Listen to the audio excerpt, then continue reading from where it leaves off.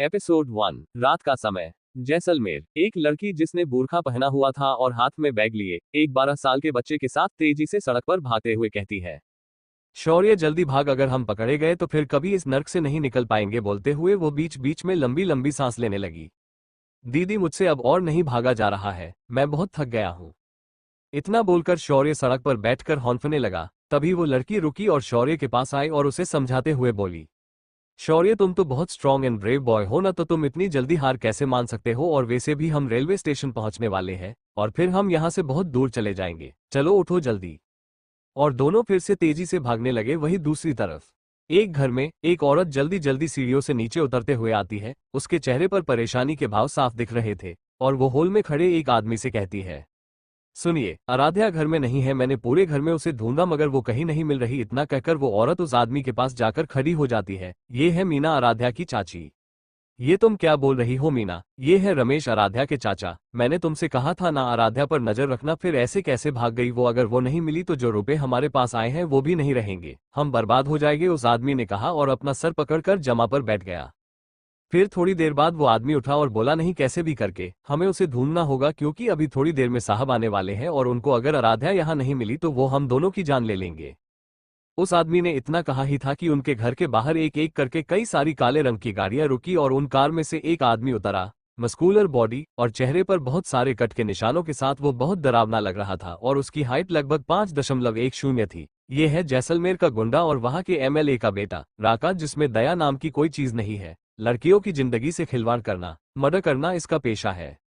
वो चलकर अदन घर में आया और वहां लगे सोफे पर राजा की तरह बैठ गया और मीना और उसके पति रमेश की तरफ देख के अपनी कड़क आवाज में बोला, बुलाओ मेरी जान को, मुझसे अब और इंतजार नहीं हो रहा, मैं आज ही उसे अपने साथ लेकर जाऊंगा, लेकर आओ उसे जल्दी।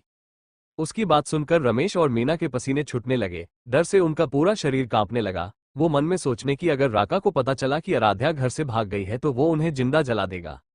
यही सब सोचकर उनकी हालत और खराब हो रही थी। तभी उन दोनों के कानों कान में राका की गुस्से भरी आवाज आए, तुम दोनों यहाँ खड़े क्यों हो, जाओ और लेकर आओ उसे। Jaisalmer railway station. थोड़ी देर बाद वो लड़की और उसका भाई दोनों स्टेशन पहुंचे और इधर उधर देखने लगे कि उनके पीछे कोई है तो नहीं। और ये कंफर्म करने के बाद वो लड़की अपने भाई के साथ ट्रेन में चढ़ गई आराध्या के घर। अब भी वो दोनों कुछ नहीं बोले तो राका ने अपने एक आदमी को कुछ इशारा किया तो वो आदमी आराध्या के रूम में गया और फिर वापस आकर राका से बोला, कमरे में कोई नहीं है। ये सुन राका की आंखें गुस्सा से लाल हो गई। वो सोफे पर से उठा और सीधे जाकर रमेश का गला पकड़ ऊपर उठा लिया। उसकी पकड़ इतनी तेज थी कि वो ढंग से सांस भी नहीं ले पा रहा था। वो लगातार बचने के लिए अपने हाथ पैर चला रहा था। तभी राका ने गुस्से में कहा, बता कहाँ है तेरी भतीजी, बता नहीं तो तेरा राम नाम सत्य यही कर दूंगा। इतना बोल राका ने उसे छोड़ा तो वो जमीन पर गिरकर बुरी तरह से खांसने लगा। मीना ये सब देख डर के मारे अपनी जगह जम सी गई। फिर राका ने रमेश को कॉलर से पकड़ते हुए खड़ा किया और उसके सिर पर बंदूक तान दी। तभी रमेश डरते हुए अपनी लड़खड़ाती आवाज में बोला, साहब वो आराध्या घर से भाग गई अपने भाई को लेकर, कहकर उसने अपनी आंखें नीचे कर ली। राका ने जैसे ही ये सुना उसने अपनी गर्दन पर हाथ फेरा और जोर जोर से हंसने लगा और वो बार बार एक ही बात दोहरा रहा था, वो भाग गई वो। उसकी भयानक हंसी पूरे घर में गूंजने लगी। उसकी इस हरकत को देख हॉल में मौजूद सभी लोग डर से कांप रहे थे, क्योंकि राका बिल्कुल किसी साइको की तरह बिहेव कर रहा था। फिर राका ने बिना मुड़े ही अपने लोगों से कहा, मुझे वो लड़की आज किसी भी कीमत पर मेरे पास चाहिए, वरना मेरे हाथों मरने के लिए तैयार हो जाओ। उसकी बात सुन वो लोग ऐसे भागे जैसे गधे के सिर से सिंह, क्योंकि उन्हें भी पता है कि उनका बॉस कितना खतरनाक है। फिर राका ने रमेश के मुंह पर एक पंच मारा। पंच इतनी जोर का था कि रमेश के मुंह और नाक में से खून आने लगा और वो लड़खड़ा के नीचे गिर गया। मीना घबराकर जल्दी से रमेश के पास आने को हुई, लेकिन राका के आदमियों ने उसे पकड़ लिया और वो बस चिल्लाती रही, साहब छोड़ दीजिए उन्हें, मत मारिए उन्हें। तभी राका मीना के पास आया और उसे भी कसकर एक थप्पड़ मार दिया। थप्पड़ लगते ही वो बेहोश हो गई। फिर राका मुड़कर रमेश के पास गया और बंदूक उसके सिर पर रखी। वो जैसे ही ट्रिगर दबाने को हुआ तभी उसका फोन बज उठा। फोन के लगातार बजने के कारण राका ने फोन रिसीव किया तो फोन पर उधर से किसी ने कुछ कहा, जिसे सुनकर वो हैरान हो गया। उसकी आंखों में और गुस्सा उतर आया। रेलवे स्टेशन पर वो लड़की जैसे ही ट्रेन में चढ़ी, किसी ने पीछे से उसका हाथ पकड़ लिया और फोन पर उस शख्स की बात सुनकर राका की आंखें गुस्से में लाल हो गई। उसने फोन कट किया और वहां से जाने लगा। फिर वो रुका और अपने वहां खड़े कुछ गार्ड से बोला, जान से मारकर खाई में फेंक दो दोनों को। और जैसे ही वहां से जाने को हुआ, मीना और रमेश उसके पैर पकड़कर गिड़गिड़ाने लगे, साहब हमें छोड़ दीजिए, हमने कुछ नहीं किया, आप हमें थोड़ा सा समय और दे दीजिए, हम जल्दी ही आराध्या को ढूंढकर आपके पास ले आएंगे, हमें छोड़ दीजिए, मत मारिए हमें। राका ने उन्हें लात मारकर दूर धकेला और बोला, राका की डिक्शनरी में माफी शब्द का कोई नामो निशान नहीं है। ये सजा है तुम्हारी उसे यहाँ से भागने देने की, क्योंकि राका किसी को दूसरा मौका नहीं देता, ये तो तुम अब तक समझ ही गए होंगे। बोलकर राका वहां से निकल गया रेलवे स्टेशन पर। उस लड़की को जैसे ही यह महसूस हुआ कि किसी ने उसका हाथ पकड़ा है, तो वह घबरा गई और उसके माथे पर पसीने की बूंदें उभर आई। उसने मन में सोचा, अगर वो पकड़ी गई तो वो राक्षस उसका और उसके भाई का पता नहीं क्या हाल करेगा।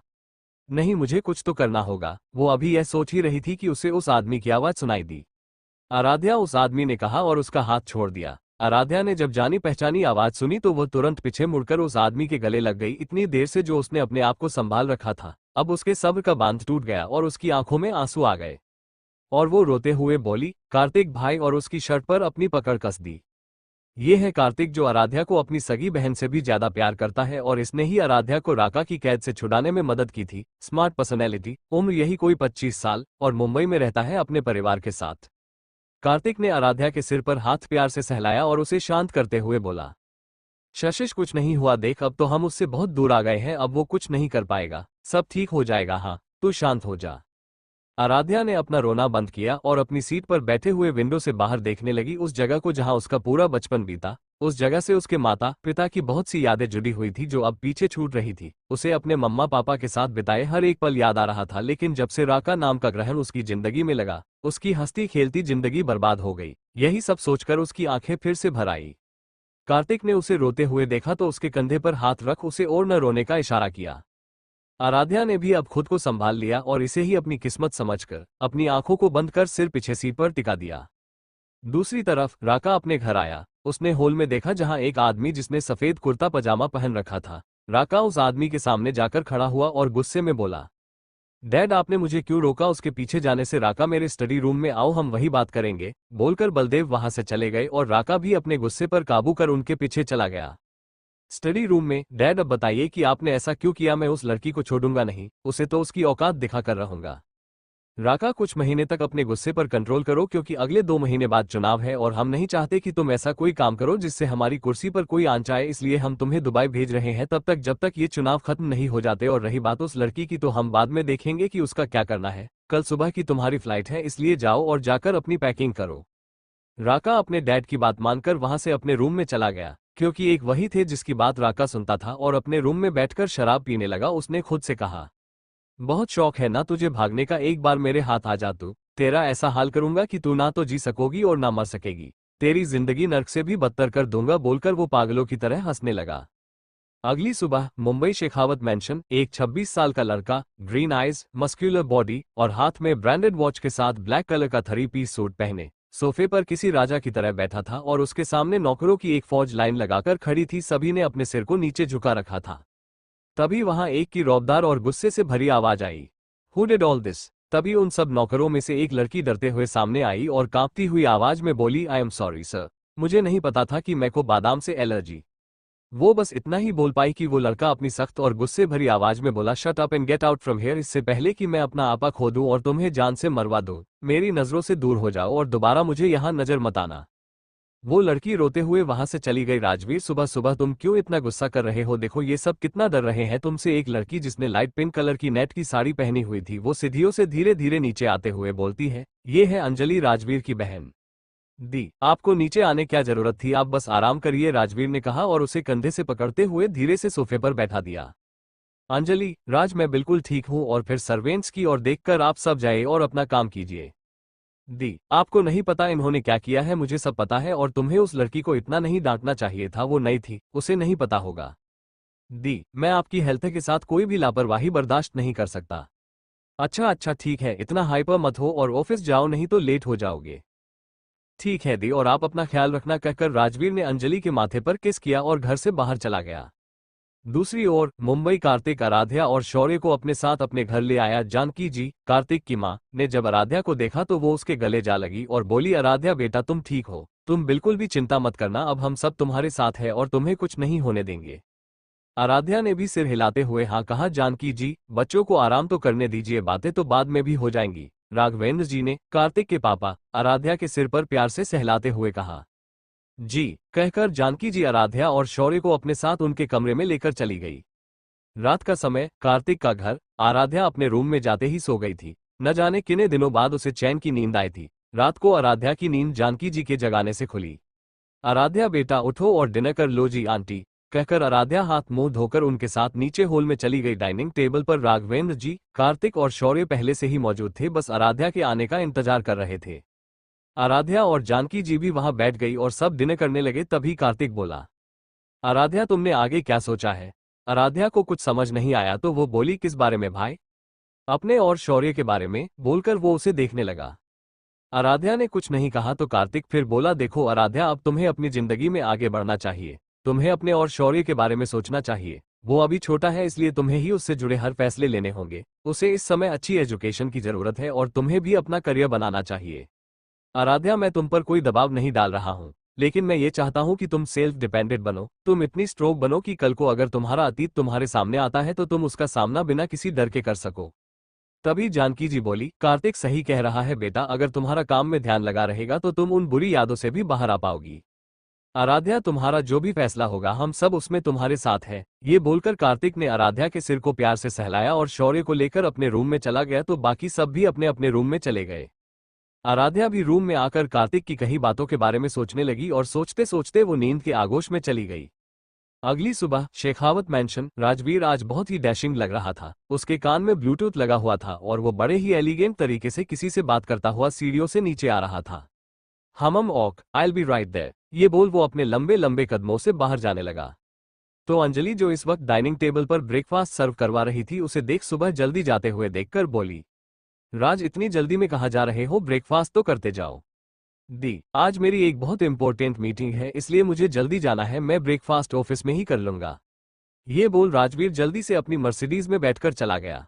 फिर अंजलि भी वहां से सिद्धिविनायक मंदिर जाने के लिए निकल गई। दूसरी तरफ आराध्या और बाकी सबने जब ब्रेकफास्ट कर लिया तो आराध्या ने उन्हें बताया कि उसने एक फैसला किया है कि वो जॉब करना चाहती है और शौर्य का भी एक अच्छे स्कूल में एडमिशन कराना चाहती है। सब उसका ये फैसला सुनकर बहुत खुश हुए। तभी कार्तिक बोला, तो ठीक है, फिर तुम मेरी कंपनी ज्वाइन कर लो, बल्कि तुम आज से ही ज्वाइन कर लो। इस पर आराध्या ने कहा, नहीं भाई, मैं अपने बलबूते पर कुछ करना चाहती हूँ और फिर आपने ही तो कहा था कि मुझे स्ट्रोंग बनना है, तो आप ये समझ लीजिए कि ये मेरी नए सफर की पहली सीढ़ी है जो मैं बिना किसी सहारे के चलना चाहती हूँ। लेकिन आराध्या, अगर तुम मेरे साथ काम करोगी तो मुझे भी तसल्ली रहेगी। तुम्हें कहीं और जॉब करने की जरूरत नहीं है, ये तुम्हारी भी कंपनी है। प्लीज भाई, मुझे जॉब करने दीजिए प्लीज। कार्तिक का मन तो नहीं था कि वो कहीं और जॉब करे, लेकिन आराध्या की खुशी के लिए उसने हाँ कर दी। फिर आराध्या ने खुश होकर कहा, तो ठीक है भाई, सबसे पहले हम आज शौर्य का एडमिशन कराने जाएंगे। मैंने कुछ स्कूलों के नाम सर्च किए थे तो बस वही जाना है। ठीक है, तो मैं तुम्हारे साथ चलता हूँ, कार्तिक ने कहा और आराध्या के साथ जाने लगा। तभी उसका फोन बजा। कार्तिक ने फोन रिसीव किया तो उधर से आवाज आए, सर आप कितनी देर में आने वाले हैं? मीटिंग का टाइम हो रहा है, क्लाइंट बस आते ही होंगे। कार्तिक के असिस्टेंट अमन ने पूछा, अमन आज की सारी मीटिंग कैंसिल कर दो, मैं आज ऑफिस नहीं आ पाऊंगा। लेकिन सर अगर मीटिंग कैंसिल हुई तो कंपनी को बहुत लॉस होगा, अमन ने कहा। कार्तिक कुछ बोलने ही जा रहा था, तभी उसे आराध्या की आवाज आई जो कह रही थी, भाई आप मीटिंग अटेंड कीजिए, मैं और शौर्य चले जाएंगे, आप फिक्र मत करिए, आराध्या ने मुस्कुरा कर कहा। फिर कार्तिक भी उसे अपना और शौर्य का ध्यान रखने का बोल ऑफिस चला गया और आराध्या भी शौर्य के साथ चली गई। दोपहर का समय, आराध्या ने शौर्य का एडमिशन एक अच्छे स्कूल में करा दिया था। वो दोनों वापस आ रहे थे कि शौर्य को रास्ते में एक आइसक्रीम वाला दिखा तो वो खुश होते हुए आराध्या से बोला, दी वो देखो आइसक्रीम, प्लीज चलो नदी चलकर खाते हैं, बहुत दिन हो गए खाए हुए, कहकर शौर्य ने मासूम सी शक्ल बना ली तो आराध्या भी मना नहीं कर पाई और वो दोनों आइसक्रीम वाले के पास चले गए। तभी वहां कुछ दूरी पर बैठे दो लड़के आराध्या को देखकर सीटी बजाने लगे। आराध्या ने उन्हें एक नजर देखा और फिर अपनी नजरें फेर ली। वो नहीं चाहती थी कि आज पहले ही दिन कोई तमाशा हो, लेकिन शौर्य को ये सब देखकर गुस्सा आ रहा था। वो भले ही अभी छोटा था, लेकिन कोई उसकी बहन को छे उसे मंजूर नहीं था। वो आगे बढ़ने को हुआ पर आराध्या ने उसका हाथ पकड़ उसे रोक लिया। ये देख उन लड़कों में से एक लड़का बड़े ही कमीनेपन से बोला, अरे अरे, मुन्ना को गुस्सा आ रहा है। ये बोल वो जोर जोर से हंसने लगा। शौर्य ने गुस्से से आराध्या से अपना हाथ छुड़ाया और उसने साइड में पड़ा एक पत्थर उठाकर उस लड़के के मारा। लेकिन आज जैसे उनकी किस्मत ही खराब थी, वो पत्थर उन लड़कों को लगने के बजाय सड़क पर दौड़ रही गाड़ी के शीशे पर जा लगा और एक तेज आवाज के साथ वो गाड़ी रोकी। गाड़ी में से एक शख्स बड़ी ही फुर्ती के साथ बाहर आया। हरी आंखें, गेहुआ रंग, चेहरे पर हल्की बियर्ड और उसकी वेल फिटेड बॉडी पर ब्लू टॉक्सिडो पहने वो किसी हीरो से कम नहीं लग रहा था। फिर वो अपनी कोल्ड और गुस्से भरी आवाज में बोला, किसकी इतनी हिम्मत हुई कि उसने मेरी गाड़ी पर पत्थर मारा। उस शख्स की आवाज सुनकर शौर्य डर गया और आराध्या के पीछे छुप गया, लेकिन उस आदमी ने शौर्य को छुपते हुए देख लिया और वो धीरे धीरे उसकी तरफ बढ़ने लगा। वो आदमी जाकर आराध्या के सामने खड़ा हो गया, लेकिन उसकी नजरें सिर्फ शौर्य पर थी, जो डर के मारे आराध्या के पीछे छुप गया था और आराध्या का दुपट्टा अपनी मुट्ठी में पकड़े हुआ था। तभी वो आदमी बेहद गुस्से में बोला, हे सामने आओ मेरे, तुम्हारी हिम्मत भी कैसे हुई ये करने की। तभी उसके पास एक लड़का और आया और वो बोला, राजवीर यार अब रहने भी दे, देख वो बच्चा डर गया है। राजवीर बोला, नहीं अविनाश, ये जरूर इसने जानबूझकर किया होगा, बहुत अच्छे से जानता हूं मैं ऐसे लोगों को। फिर वो शौर्य की तरफ देख के अपनी कड़क आवाज में बोला, I said come in front of me. उसकी डरावनी आवाज सुनकर शौर्य और ज्यादा डर गया और उसकी आंखों में आंसू आ गए। ये देख आराध्या को बहुत बुरा लगा। उसे इस वक्त उस आदमी पर बहुत गुस्सा आ रहा था, क्योंकि शौर्य ने वो पत्थर जानबूझकर उसकी गाड़ी पर नहीं मारा था, लेकिन ये आदमी बिना कुछ सुने चिल्लाए जा रहा था। आखिर में जब उससे नहीं रहा गया तो वो बोली, देखिए मेरे भाई ने जानबूझकर आपकी गाड़ी का कांच नहीं तोड़ा है, उसकी कोई गलती नहीं है, वो तो आपकी गाड़ी बीच में आ गई थी, इसलिए वो पत्थर आपकी गाड़ी में जा लगा। उस आदमी ने जब किसी लड़की की आवाज सुनी तो उसने अपनी नजरें उसकी ओर की। आराध्या को देखते ही एक पल को वो उसमें खो सा गया। बड़ी बड़ी झील सी आंखें, गुलाब की पंखुड़ियों से होठ, चेहरे पर सादगी और रेड पटियाला सूट पहने वो इतनी खूबसूरत लग रही थी कि कोई एक बार देख ले तो दीवाना हो जाए। लेकिन जैसे ही उसे आराध्या की कही बात याद आई तो उसके हाथों की मुट्ठी कस गई और वो बोला, तुम मिडिल क्लास लोगों की यही प्रॉब्लम होती है, माफी मांगना तो दूर, गलती करके भी उसे मानते नहीं। तुम जैसे लोगों की फितरत मैं बहुत अच्छे से जानता हूँ। जिस गाड़ी का तुमने कांच तोड़ा है ना, उसकी भरपाई तुम लोग 10 साल में भी नहीं कर पाओगे। तुम जैसे लोगों को सिर्फ कीड़े मकोड़ों की तरह रहना और बोलना आता है, बस बस बहुत हुई आपकी बकवास, आपके जो मन में आए कहते ही जा रहे हैं। क्या कहा था आपने, मिडिल क्लास? हाँ सही कहा आपने, है हम मिडिल क्लास नहीं है हम पास इतने पैसे, लेकिन हमारे पास इज्जत और ईमानदारी है जो आपके करोड़ों रुपयों से भी ऊपर है। और रही बात कांच टूटने की, तो मैं उसकी माफी मांग लेती, लेकिन अब मैं ऐसा बिल्कुल नहीं करूंगी। इतना बोल आराध्या शौर्य का हाथ पकड़कर जाने लगी तो राजवीर ने कसकर उसका हाथ पकड़ लिया और उसे मरोड़ते हुए बोला, माफी तो तुम्हें मुझसे मांगनी ही होगी। आराध्या ने भी उसकी आंखों में आंखें मिलाकर जवाब दिया, मैंने कहा ना, मैं माफी नहीं मांगूंगी, जो करना होकर लेना, बोलकर आराध्या ने उसका हाथ झटका और शौर्य के साथ वहां से चली गई। लेकिन उसके ऐसा करने से राजवीर की आंखें आग उगलने लगी। अविनाश ने राजवीर को शांत करते हुए कहा, छोड़ न भाई, जो हुआ सो हुआ, अब चल, हमें मीटिंग में भी जाना है। फिर वो भी राजवीर को लेकर वहां से निकल गया। ऑफिस पहुंचते ही राजवीर अविनाश से बोला, मुझे शाम तक उस लड़की की पूरी डिटेल चाहिए, और मीटिंग में चला गया। इसका कुछ नहीं हो सकता, अब भगवान ही बचाए उस लड़की को इससे, कहकर अविनाश भी अपना काम करने चला गया। दूसरी तरफ आराध्या घर पहुंची तो राघवेंद्र जी और जानकी जी सोफे पर बैठकर उसका इंतजार कर रहे थे। जानकी जी ने आराध्या से पूछा कि शौर्य का एडमिशन हो गया, तो आराध्या ने भी उन्हें हाँ कह दिया। लेकिन उसने रास्ते में जो कुछ भी हुआ वह नहीं बताया, क्योंकि वो सब बताकर उन्हें परेशान नहीं करना चाहती थी। पहले ही उन सब ने उसकी वजह से बहुत परेशानियां उठाई है, इसलिए वो उन्हें कुछ नहीं बताती और शौर्य को भी कार्तिक या किसी और को कुछ ना बोलने को कहती है। आराध्या रूम में आकर शावर लेकर फ्रेश होती है और फिर बेड पर बैठकर लैपटॉप में अपने लिए जॉब सर्च करती है और कुछ कंपनी में अपना रेज्यूम और बाकी डिटेल ऑनलाइन भेजकर जॉब के लिए अप्लाई कर देती है। ये सब करने के बाद आज जो भी हुआ उसे याद करते करते उसे नींद आ जाती है और वो अपना लैपटॉप बंद करके सो जाती है। शाम का समय, राजवीर ऑफिस में अपने केबिन में बैठकर कुछ फाइलें पढ़ रहा था। तभी उसके कैबिन का डोर खुला और अविनाश अंदर आया और सीधे राजवीर के सामने वाली चेयर पर जाकर बैठ गया।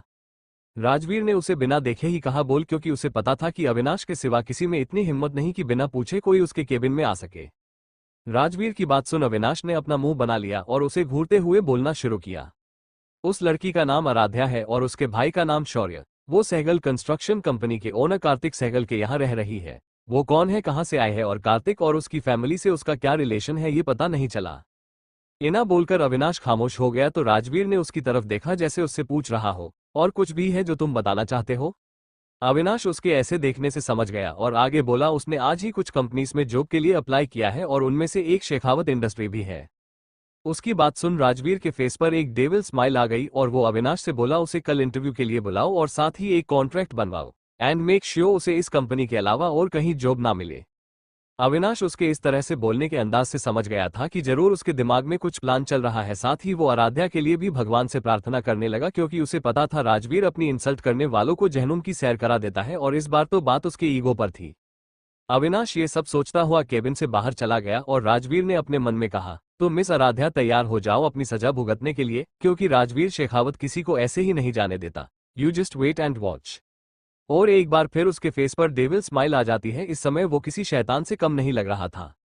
अगली सुबह आराध्या जल्दी से तैयार होकर नीचे आई और जानकी जी के साथ किचन में नाश्ता बनाने में हेल्प करने लगी। कुछ देर बाद सभी एक एक करके नीचे आए और डाइनिंग टेबल पर ब्रेकफास्ट के लिए बैठ गए। आज तो खाने की बहुत अच्छी खुशबू आ रही है, राघवेंद्र जी ने अपनी अपनी ललचाई नजरों से खाने को देखते हुए कहा। क्योंकि आज सारा खाना आराध्या ने जो बनाया है, कहकर जानकी जी और आराध्या ने सबको नाश्ता दिया। सभी ने नाश्ता किया तो आराध्या बोली, मुझे आप सबको कुछ बताना है। हाँ बोलो ना बेटा, क्या बात है? वो आंटी, मैंने कल जॉब के लिए अप्लाई किया था और आज मुझे इंटरव्यू के लिए जाना है। कौन सी कंपनी में आराध्या, और कितने बजे जाना है? कार्तिक ने उसे देखकर पूछा। भाई शेखावत इंडस्ट्रीज में कल ही इंटरव्यू के लिए मैसेज आया था और उन्होंने आज सुबह 10 बजे बुलाया है। ठीक है, तो मैं शौर्य को स्कूल और तुम्हें इंटरव्यू के लिए छोड़ आऊंगा। जी भाई। फिर थोड़ी देर बाद सभी घर से निकल जाते हैं। शेखावत मैंशन। राजवीर अपने रूम में जोर से चिल्लाते हुए किसी को आवाज लगाता है, रॉबर्ट। तभी वहां एक लड़का वहां आया और डरते हुए बोला, जी सर, मैंने तुमसे कहा था ना कि मेरे रूम में किसी भी चीज को टच मत किया करो। राजवीर की ऐसी गुस्से भरी कड़क आवाज सुनकर रॉबर्ट डर से कांपने लगा और फिर हिम्मत करके बोला, यस सर। तो फिर मेरी इतनी इंपॉर्टेंट फाइल कहाँ गायब हो गई? राजवीर के इस तरह चिल्लाने से बेचारे रॉबर्ट के पसीने छूटने लगे, क्योंकि उसे तो पता भी नहीं था कि राजवीर किस फाइल की बात कर रहा है। फिर भी वो अपनी लड़खड़ाती आवाज में बोला, वो सर, वो फाइल। रॉबर्ट ने इतना कहा ही था कि दरवाजे से एक आवाज आई, वो फाइल मेरे पास है राजवीर। राजवीर ने जब यह आवाज सुनी तो पीछे मुड़कर देखा, जहां अंजलि अपने हाथ में फाइल पकड़े खड़ी थी। वो अंदर आई और रॉबर्ट को वहां से जाने को कहा। उसके कहने पर रॉबर्ट वहां से ऐसे भागा जैसे गधे के सिर से सीन। Tears of joy, tears of joy. उसने जाते जाते अपने मन में अंजलि को थैंक यू बोला, क्योंकि अगर वो सही समय पर नहीं आती तो ये राक्षस उसे कच्चा चबा जाता। दी, ये फाइल आपके पास कैसे? राजवीर ने अंजलि से फाइल लेते हुए पूछा। मैं रात को तुम्हारे रूम में आई थी तुम्हें देखने, लेकिन तुम ये फाइल पढ़ते पढ़ते सो गए और ये गलती से मैं ये फाइल अपने साथ ले आए। राजवीर ने फिर हाँ में सिर हिलाया और तैयार होकर ऑफिस के लिए निकल गया। थोड़ी देर बाद वो ऑफिस पहुंचा। उसके चेहरे पर कठोर एक्सप्रेशन थे, लेकिन उसका ऑरा बहुत खतरनाक था। फिर भी इस चेहरे की लाखों लड़कियां दीवानी थी, यहां तक कि उसके ऑफिस कई सभी फीमेल एम्प्लॉयज भी उस पे मरती थी। राजवीर अपने केबिन में बैठा और लैपटॉप में मेल चेक करने लगा। दूसरी तरफ आराध्या भी अब तक ऑफिस पहुंच गई थी और उसने रिसेप्शन पर जाकर इंटरव्यू के बारे में पूछा तो रिसेप्शन पर बैठी लड़की, जिसका नाम सौम्या था और उसने भी आज ही ज्वाइन किया था, वो आराध्या से बोली, मिस आराध्या, क्या आपके पास कोई कंफर्मेशन लेटर या मैसेज है? उसकी बात सुन आराध्या ने वो मैसेज दिखाया जो कंपनी द्वारा उसे भेजा गया था। मैसेज चेक करने के बाद सौम्या ने उसे सेकंड फ्लोर पर बने फर्स्ट रूम में जाने को कहा। आराध्या जब वहां पहुंची तो उसे बहुत अजीब लगा, क्योंकि उसने सोचा था कि वहां उसके जैसे और भी लोग इंटरव्यू के लिए आए होंगे, पर वहां तो वो अकेली थी। लेकिन फिर उसने इस बात को इग्नोर किया और आगे बढ़ गई। उसने डोर नॉक किया तो अंदर से आवाज आई, कम इन। आराध्या अंदर गई तो देखा अंदर चेयर पर 30-35 साल का एक शख्स ग्रे कलर का 3-पीस सूट पहने बैठा था। आराध्या ने उसे ग्रीट किया तो उस आदमी ने उसे बैठने का इशारा किया और बोला, तो आपका नाम आराध्या है? आराध्या ने हाँ कहा तो उस आदमी ने उससे आगे और सवाल किए और आखिर में जब सभी सवाल जवाब हो गए तो वह आदमी बोला, congratulations miss Aaradhya, you got this job and you can join it from today. Aaradhya ने उसे खुश होते हुए थैंक यू सर कहा तो वो आदमी बोला, मिस आराध्या, आपको बस इन कॉन्ट्रैक्ट पर साइन करने हैं जो कंपनी के हर एम्प्लॉय से करवाए जाते हैं। कहकर उसने वो पेपर आराध्या के सामने रख दिए। आराध्या तो इतनी खुश थी कि उसने बिना पढ़े ही उन पेपर्स पर साइन कर दिए। लेकिन एक जोड़ी आंखें कब से उस पर नजरें टिकाए उसकी हर एक हरकत को नोट कर रही थी। जी हाँ, ये और कोई नहीं राजवीर ही था, जो अपने लैपटॉप में आराध्या को ही देख रहा था कैमरे की मदद से। और जैसे ही आराध्या ने उन कॉन्ट्रैक्ट पेपर्स पर साइन किया तो उसके फेस पर डेविल स्माइल आ गई और उसने अपने मन में बोला, तो मिस आराध्या, फाइनली तुम अब मेरे ट्रैप में फंस ही गई। अब मैं तुम्हें बताऊंगा कि ये राजवीर शेखावत क्या चीज है। मैं तुम्हें इतना मजबूर कर दूंगा कि तुम खुद मेरे पास आकर गिड़गिड़ाते हुए माफी मांगोगी। ये सब सोचकर उसकी स्माइल और ज्यादा गहरी और डरावनी हो गई। आराध्या ने उस आदमी से पूछा कि उसे कहाँ जाना है और क्या करना है, तो उस आदमी ने उसे बताया कि उसे सीईओ की पाकी पोस्ट पर रखा गया है और इस समय उसे उनके केबिन में जाकर आज का शेड्यूल बताना है जो 18th फ्लोर पर है।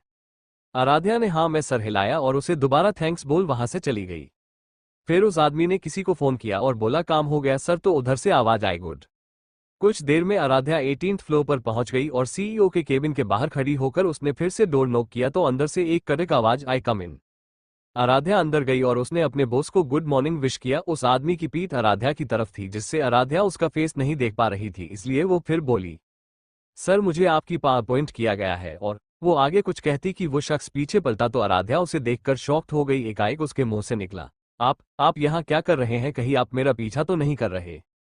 वो शख्स कोई और नहीं राजवीर ही था। उसने आराध्या का शॉकिंग फेस देखकर एक स्माइल की और बोला, हाँ मैं स्वीट हार्ट, और मुझे तुम्हारा पीछा करने की कोई जरूरत नहीं, तुम तो खुद चलकर मेरे पास आए हो। मतलब क्या है आपका? मैं यहाँ जॉब के लिए आई हूँ और ये मेरे बॉस का केबिन है, समझे आप? That is my point sweet heart, तुम जिस कंपनी में जॉब करने आए हो वो मेरी ही कंपनी है और जिसके लिए तुम्हें अपॉइंट किया गया है वो मैं हूँ। I mean your boss, the Rajveer Shekhawat. नहीं, ये नहीं हो सकता, आप झूठ बोल रहे हैं और मुझे यहाँ जॉब ही नहीं करनी। मैं इस जॉब से अभी रिजाइन कर रही हूँ। इतना कहकर वो जैसे ही मुझसे को हुई, राजवीर ने तेजी से आगे बढ़कर उसका हाथ पकड़ लिया और उसे मोड़ के उसकी पीठ से लगा दिया और गुस्से में अपने दांत पीसते हुए बोला, तुम ऐसा कुछ भी नहीं कर सकती क्योंकि तुमने थोड़ी देर पहले ही एक कॉन्ट्रैक्ट साइन किया है। तुमने उसे पा तो था ना स्वीट हार्ट की उसमें क्या लिखा था?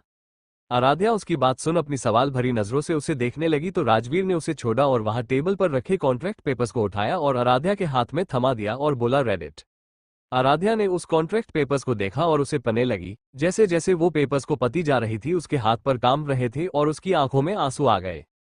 दरअसल उन पेपर्स में लिखा था कि अगर आराध्या 6 महीने से पहले ही ये जॉब छोड़ देती है तो उसे इसके बदले में कंपनी को 1 करोड़ रुपए लॉस के रूप में देने होंगे और वो भी 3 दिन के अंदर। और अगर वो ऐसा नहीं करती है तो कंपनी उसकी फैमिली के बिजनेस को अपने अंडर कर लेगी। तो स्वीटहार्ट, कैसा लगा मेरा सरप्राइज? आखिर आप मुझसे चाहते क्या है? मैं तो आपको जानती तक नहीं हूँ, फिर आप मेरे साथ ऐसा क्यों कर रहे हैं? क्योंकि तुमने मेरे ईगो को हर्ट किया है। तुम्हें याद है ना कि तुमने मुझसे कहा था कि तुम मुझसे माफी नहीं मांगोगी। अगर तुमने मुझसे माफी मांग ली होती तो तुम्हारे साथ ये सब होता ही नहीं। तो अब तुम्हारे पास 2 चॉइस है, पहली की या तो तुम चुपचाप ये जॉब करो और नहीं तो तुम मुझे 1 करोड़ रुपए दे दो।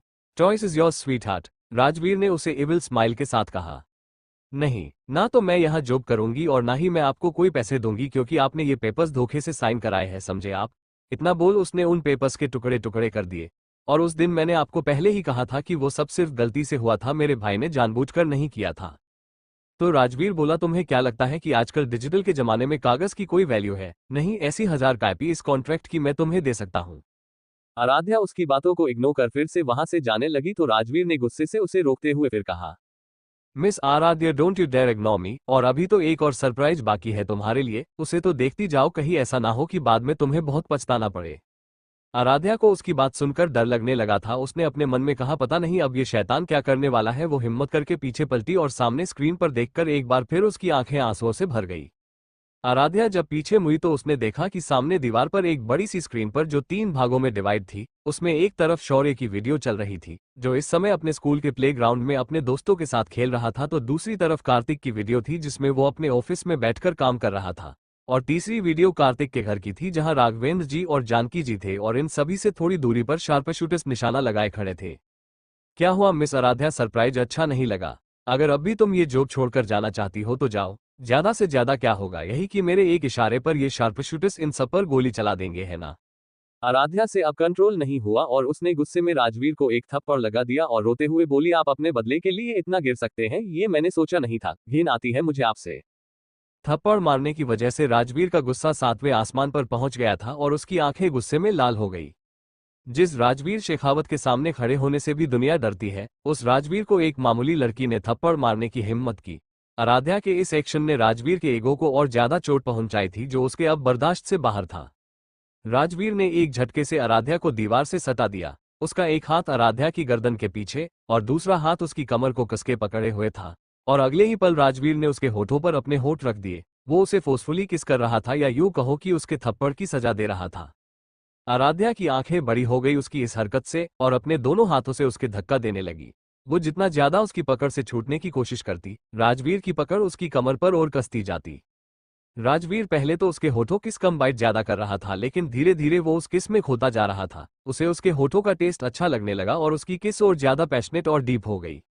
लगभग 15 मिनट बाद जब आराध्या को सांस लेने में प्रॉब्लम होने लगी तो राजवीर उसके होठों को छोड़ उसके गले पर किस और बाइट करने लगा। आराध्या लंबी लंबी सांसें लेने लगी, उसका चेहरा पूरा लाल हो गया था और जब उसकी सांसें कुछ नॉर्मल हुई तो उसने अपना पूरा जोर लगाकर राजवीर को पीछे की ओर धक्का दिया, जिसकी वजह से वो उससे 2 कदम पीछे हट गया। तुम्हारी हिम्मत भी कैसे हुई मुझे किस करने की, कहकर आराध्या ने उसे फिर से मारने को अपना हाथ उठाया, लेकिन राजवीर ने उसका हाथ बीच में ही पकड़ लिया और बोला, अहम, ये गलती दोबारा मत करना मिस आराध्या, वरना सजा इससे भी बड़ी हो सकती है। आराध्या ने उससे अपना हाथ छुड़ाया और नफरत भरी नजरों से उसे देखकर बोली, you are a devil smile with horns mister Rajveer, you are a devil. कहकर उसने अपना दुपट्टा ठीक किया और वहां से चली गई। और इधर आराध्या के जाने के बाद राजवीर ने अपने होठों पर जीभ फिराई और अपने मन में बोला, yes you are right sweetheart, I am a devil smile with horns. और फिर उसके होठों पर शातिर मुस्कान आ गई। दूसरी तरफ आराध्या ने बाहर आकर घर जाने के लिए कैब बुक करी। उसकी आंखों से अभी भी आंसू बह रहे थे और वो अपने मन में सोच रही थी कि क्यों भगवान, आखिर उसके साथ ही ऐसा क्यों होता है। पहले ही वो बहुत बड़ी मुसीबत से भागकर यहाँ आई थी और अब यहाँ भी उसके साथ वही सब फिर से हो रहा है। यही सब सोचते हुए उसकी कैब भी आ गई और वो उसमें बैठकर चली गई। कुछ देर बाद वो घर पहुंच गई। घर में इस वक्त सिर्फ राघवेंद्र जी ही थे जो अपने रूम में आराम कर रहे थे और जानकी जी किसी काम से बाहर गई हुई थी। इसलिए आराध्या अपने रूम में आई और बाथरूम में जाकर शावर के नीचे खड़ी हो गई। कुछ देर पानी के नीचे खड़े होने के बाद जब उसे थोड़ा बेटर फील हुआ तो वो बाथरोब पहनकर बाहर आई और कपबोर्ड से कपड़े लेकर चेंज करने के बाद बिस्तर पर लेट गई। और आज जो कुछ भी उसके साथ हुआ वो उसकी आंखों में फिल्म की तरह घूमने लगा और उसकी फिर से भर आई और रोते रोते कब उसे नींद आ गई उसे पता ही नहीं चला। शाम को जब उसकी आंख खुली तो उसने घड़ी में टाइम देखा जिसमें शाम के 6 बज रहे थे। वो जल्दी से उठी और हाथ मुंह धोकर नीचे चली गई। अब जानकी जी घर आ गई थी और जैसे ही उनकी नजर सीढ़ियों से नीचे आती आराध्या पर पड़ी तो उन्होंने उसे अपने पास बैठने का इशारा किया और उससे बोली, आराध्या बेटा कैसा गया तुम्हारा इंटरव्यू आज? मुझे कार्तिक बता रहा था कि वो इंडिया की सबसे बड़ी कंपनी है, तुम्हें वहां कोई प्रॉब्लम नहीं होगी। जी आंटी, और मेरा इंटरव्यू भी अच्छा गया, आराध्या ने एक फीकी मुस्कान के साथ कहा, क्योंकि असल में तो उसे ही पता था कि उस कंपनी में आज उसके साथ क्या हुआ था। आराध्या बेटा क्या हुआ, तुम कुछ परेशान सी दिख रही हो, कुछ हुआ है क्या? जानकी जी ने जब आराध्या को कुछ परेशान सा देखा तो वो उससे पूछ बैठी। नहीं आंटी, ऐसी कोई बात नहीं है, सिर में थोड़ा दर्द है बस, और कुछ नहीं, आराध्या ने कहा। तो जानकी जी ने उसकी बात मान ली और उसका हाथ अपने हाथ में लेकर बोली, आराध्या बेटा एक बात हमेशा ध्यान रखना कि मैं सिर्फ कार्तिक की ही नहीं तुम्हारी भी माँ हूँ, इसलिए अगर तुम्हें कभी भी कोई भी परेशानी हो तो तुम बेझिझक मुझे बता सकती हो। आराध्या ने भी हाँ में सिर हिलाया और जानकी जी के गले लग गई। जानकी जी की इस बात ने उसके दिल को बहुत सुकून पहुंचाया था। फिर दोनों कुछ देर तक ऐसे ही बात करती रही और फिर दोनों ही डिनर रेडी करने चली गई। डिनर करने के बाद आराध्या पहले शौर्य के रूम में गई तो शौर्य सो रहा था। आराध्या ने उसे चादर उठाई और उसके सिर सहलाकर चली गई। आराध्या जब अपने रूम में आए तो उसके फोन पर एक मैसेज फ्लैश हो रहा था। उसने फोन उठाकर मैसेज पढ़ा तो उसकी आंखें हैरानी से बड़ी हो गई। और रात 10 बजे शेखावत मैंशन। राजवीर अपने रूम में बेड पर आंखें बंद किए लेटा था क्योंकि नींद उसकी आंखों से कोसों दूर थी। वो बस उस एक किस के बारे में सोच रहा था जो उसके और आराध्या के बीच हुई थी। उसे न जाने क्यों बार बार वही याद आ रहा था। उसका दिमाग आराध्या से बदला लेने को कह रहा था लेकिन दिल उससे बगावत कर रहा था। उसका मन कर रहा था कि एक बार और उस एहसास में डूब जाए। ये सब सोचकर उसके फेस पर हल्की सी स्माइल आ गई जो उसे खुद भी पता नहीं चला। इसी उधेड़ बुन में उसके दिमाग में एक ख्याल आया और उसने किसी को मैसेज किया। थोड़ी देर बाद वो मैसेज रीड कर लिया गया लेकिन उसका कोई रिप्लाई नहीं आया। तो उसने गुस्से में अपनी मुट्ठी कस ली और अपना गुस्सा कंट्रोल करने लगा। फिर उसने एक गहरी सांस ली और उसी नंबर पर कॉल लगा दिया। इधर आराध्या ने जब किसी अननोन नंबर से वो मैसेज पाया तो वो हैरान हो गई। उस मैसेज में लिखा था, हे स्वीटहार्ट, अभी तक सोई नहीं, कहीं मेरे बारे में तो नहीं सोच रही, smile with horns, smile with horns. Aaradhya को समझ नहीं आया कि ये किसका मैसेज है लेकिन उसे थोड़ा डर लगने लगा था, इसलिए उसने वो मैसेज डिलीट किया और बेड पर लेट गई। लेकिन थोड़ी देर बाद ही उसका फोन रिंग करने लगा। आराध्या ने जब फोन को स्क्रीन पर देखा तो उसे उसी नंबर से कॉल आया था। पहले तो उसने कॉल कट कर दी लेकिन जब बार बार फोन रिंग करने लगा तो उसने हिम्मत करके फोन रिसीव किया तो उधर से एक कठोर और गुस्से भरी आवाज आए, who dare you to hang up my call, आइंदा से मेरी कॉल कट करने की हिम्मत भी मत करना, वरना अभी तो सिर्फ तुम्हें किस किया है, आगे और भी बहुत कुछ हो सकता है। राजवीर ने गुस्से में कहा, आपको मेरा नंबर कैसे मिला और आप मुझे ऐसे धमकी नहीं दे सकते, समझे आप। आराध्या ने जब उसकी किस वाली बात सुनी तो वो समझ गई कि ये कोई और नहीं राजवीर ही है और उसने गुस्से में उसे जवाब दिया, तुम शायद भूल रही है स्वीटहार्ट कि मैं थे राजवीर शेखावत हूँ, मेरे लिए कोई भी काम मुश्किल नहीं। ये सब छोड़ो और मुझे बताओ कि तुमने क्या फैसला लिया है, तुम ये जॉब करोगी या नहीं? मैंने आपसे कहा ना कि मैं ये जॉब नहीं करूंगी। ठीक है तो मत करो, फिर कल अपने छोटे से भाई की मौत की जिम्मेदार तुम होंगी, राजवीर ने उसे डेविल स्माइल के साथ कहा। नहीं, आप ऐसा कुछ नहीं करेंगे, आराध्या ने रोते हुए कहा। मैं ऐसा कर सकता हूँ स्वीटहार्ट, नहीं नहीं, मैं ये जॉब करने के लिए तैयार हूँ, बस आप मेरी फैमिली को कुछ ना करें, आराध्या ने अपनी कांपती हुई आवाज में कहा। तो ठीक है, कल शाम सुबह के 9 बजे ऑफिस आ जाना, नहीं तो। अपनी बात में ही अधूरी छोड़ उसने फोन कट कर दिया। राजवीर को पता नहीं क्यों आराध्या के हाँ करने से दिल के किसी कोने में सुकून सा महसूस हुआ और कुछ देर बाद ही उसे नींद आ गई। और इधर आराध्या की उसकी बात सुनकर नींद गायब हुए गई थी। अगली सुबह आराध्या ने जल्दी उठकर जानकी जी की किचन में मदद करते हुए उन्हें बताया कि उसकी जॉब लग गई है और आज उसकी जॉब का पहला दिन है। जानकी जी ने भी घर में सबको ये बात बता दी और उसे ऑफिस जाने से पहले सिद्धिविनायक मंदिर माथा टेकने को बोला। आराध्या ने भी हाँ कहा और ब्रेकफास्ट करके कार्तिक की कार में बैठकर चली गई। कार्तिक और आराध्या मंदिर पहुंचे तो वहां पर काफी भीड़ थी। कार्तिक और आराध्या सीढ़ियों से ऊपर चढ़ने लगे तो वहां पर बहुत धक्का मुक्की होने लगी। तभी एक लड़की का पैर फिसला और वो जैसे ही गिरने को हुई, दो मजबूत हाथों ने उसे थाम लिया। वो लड़की जिसने गिरने के डर से अपनी आंखें बंद कर ली थी, जब उसे एहसास हुआ कि वो सही सलामत है तो उसने अपनी आंखें खोली।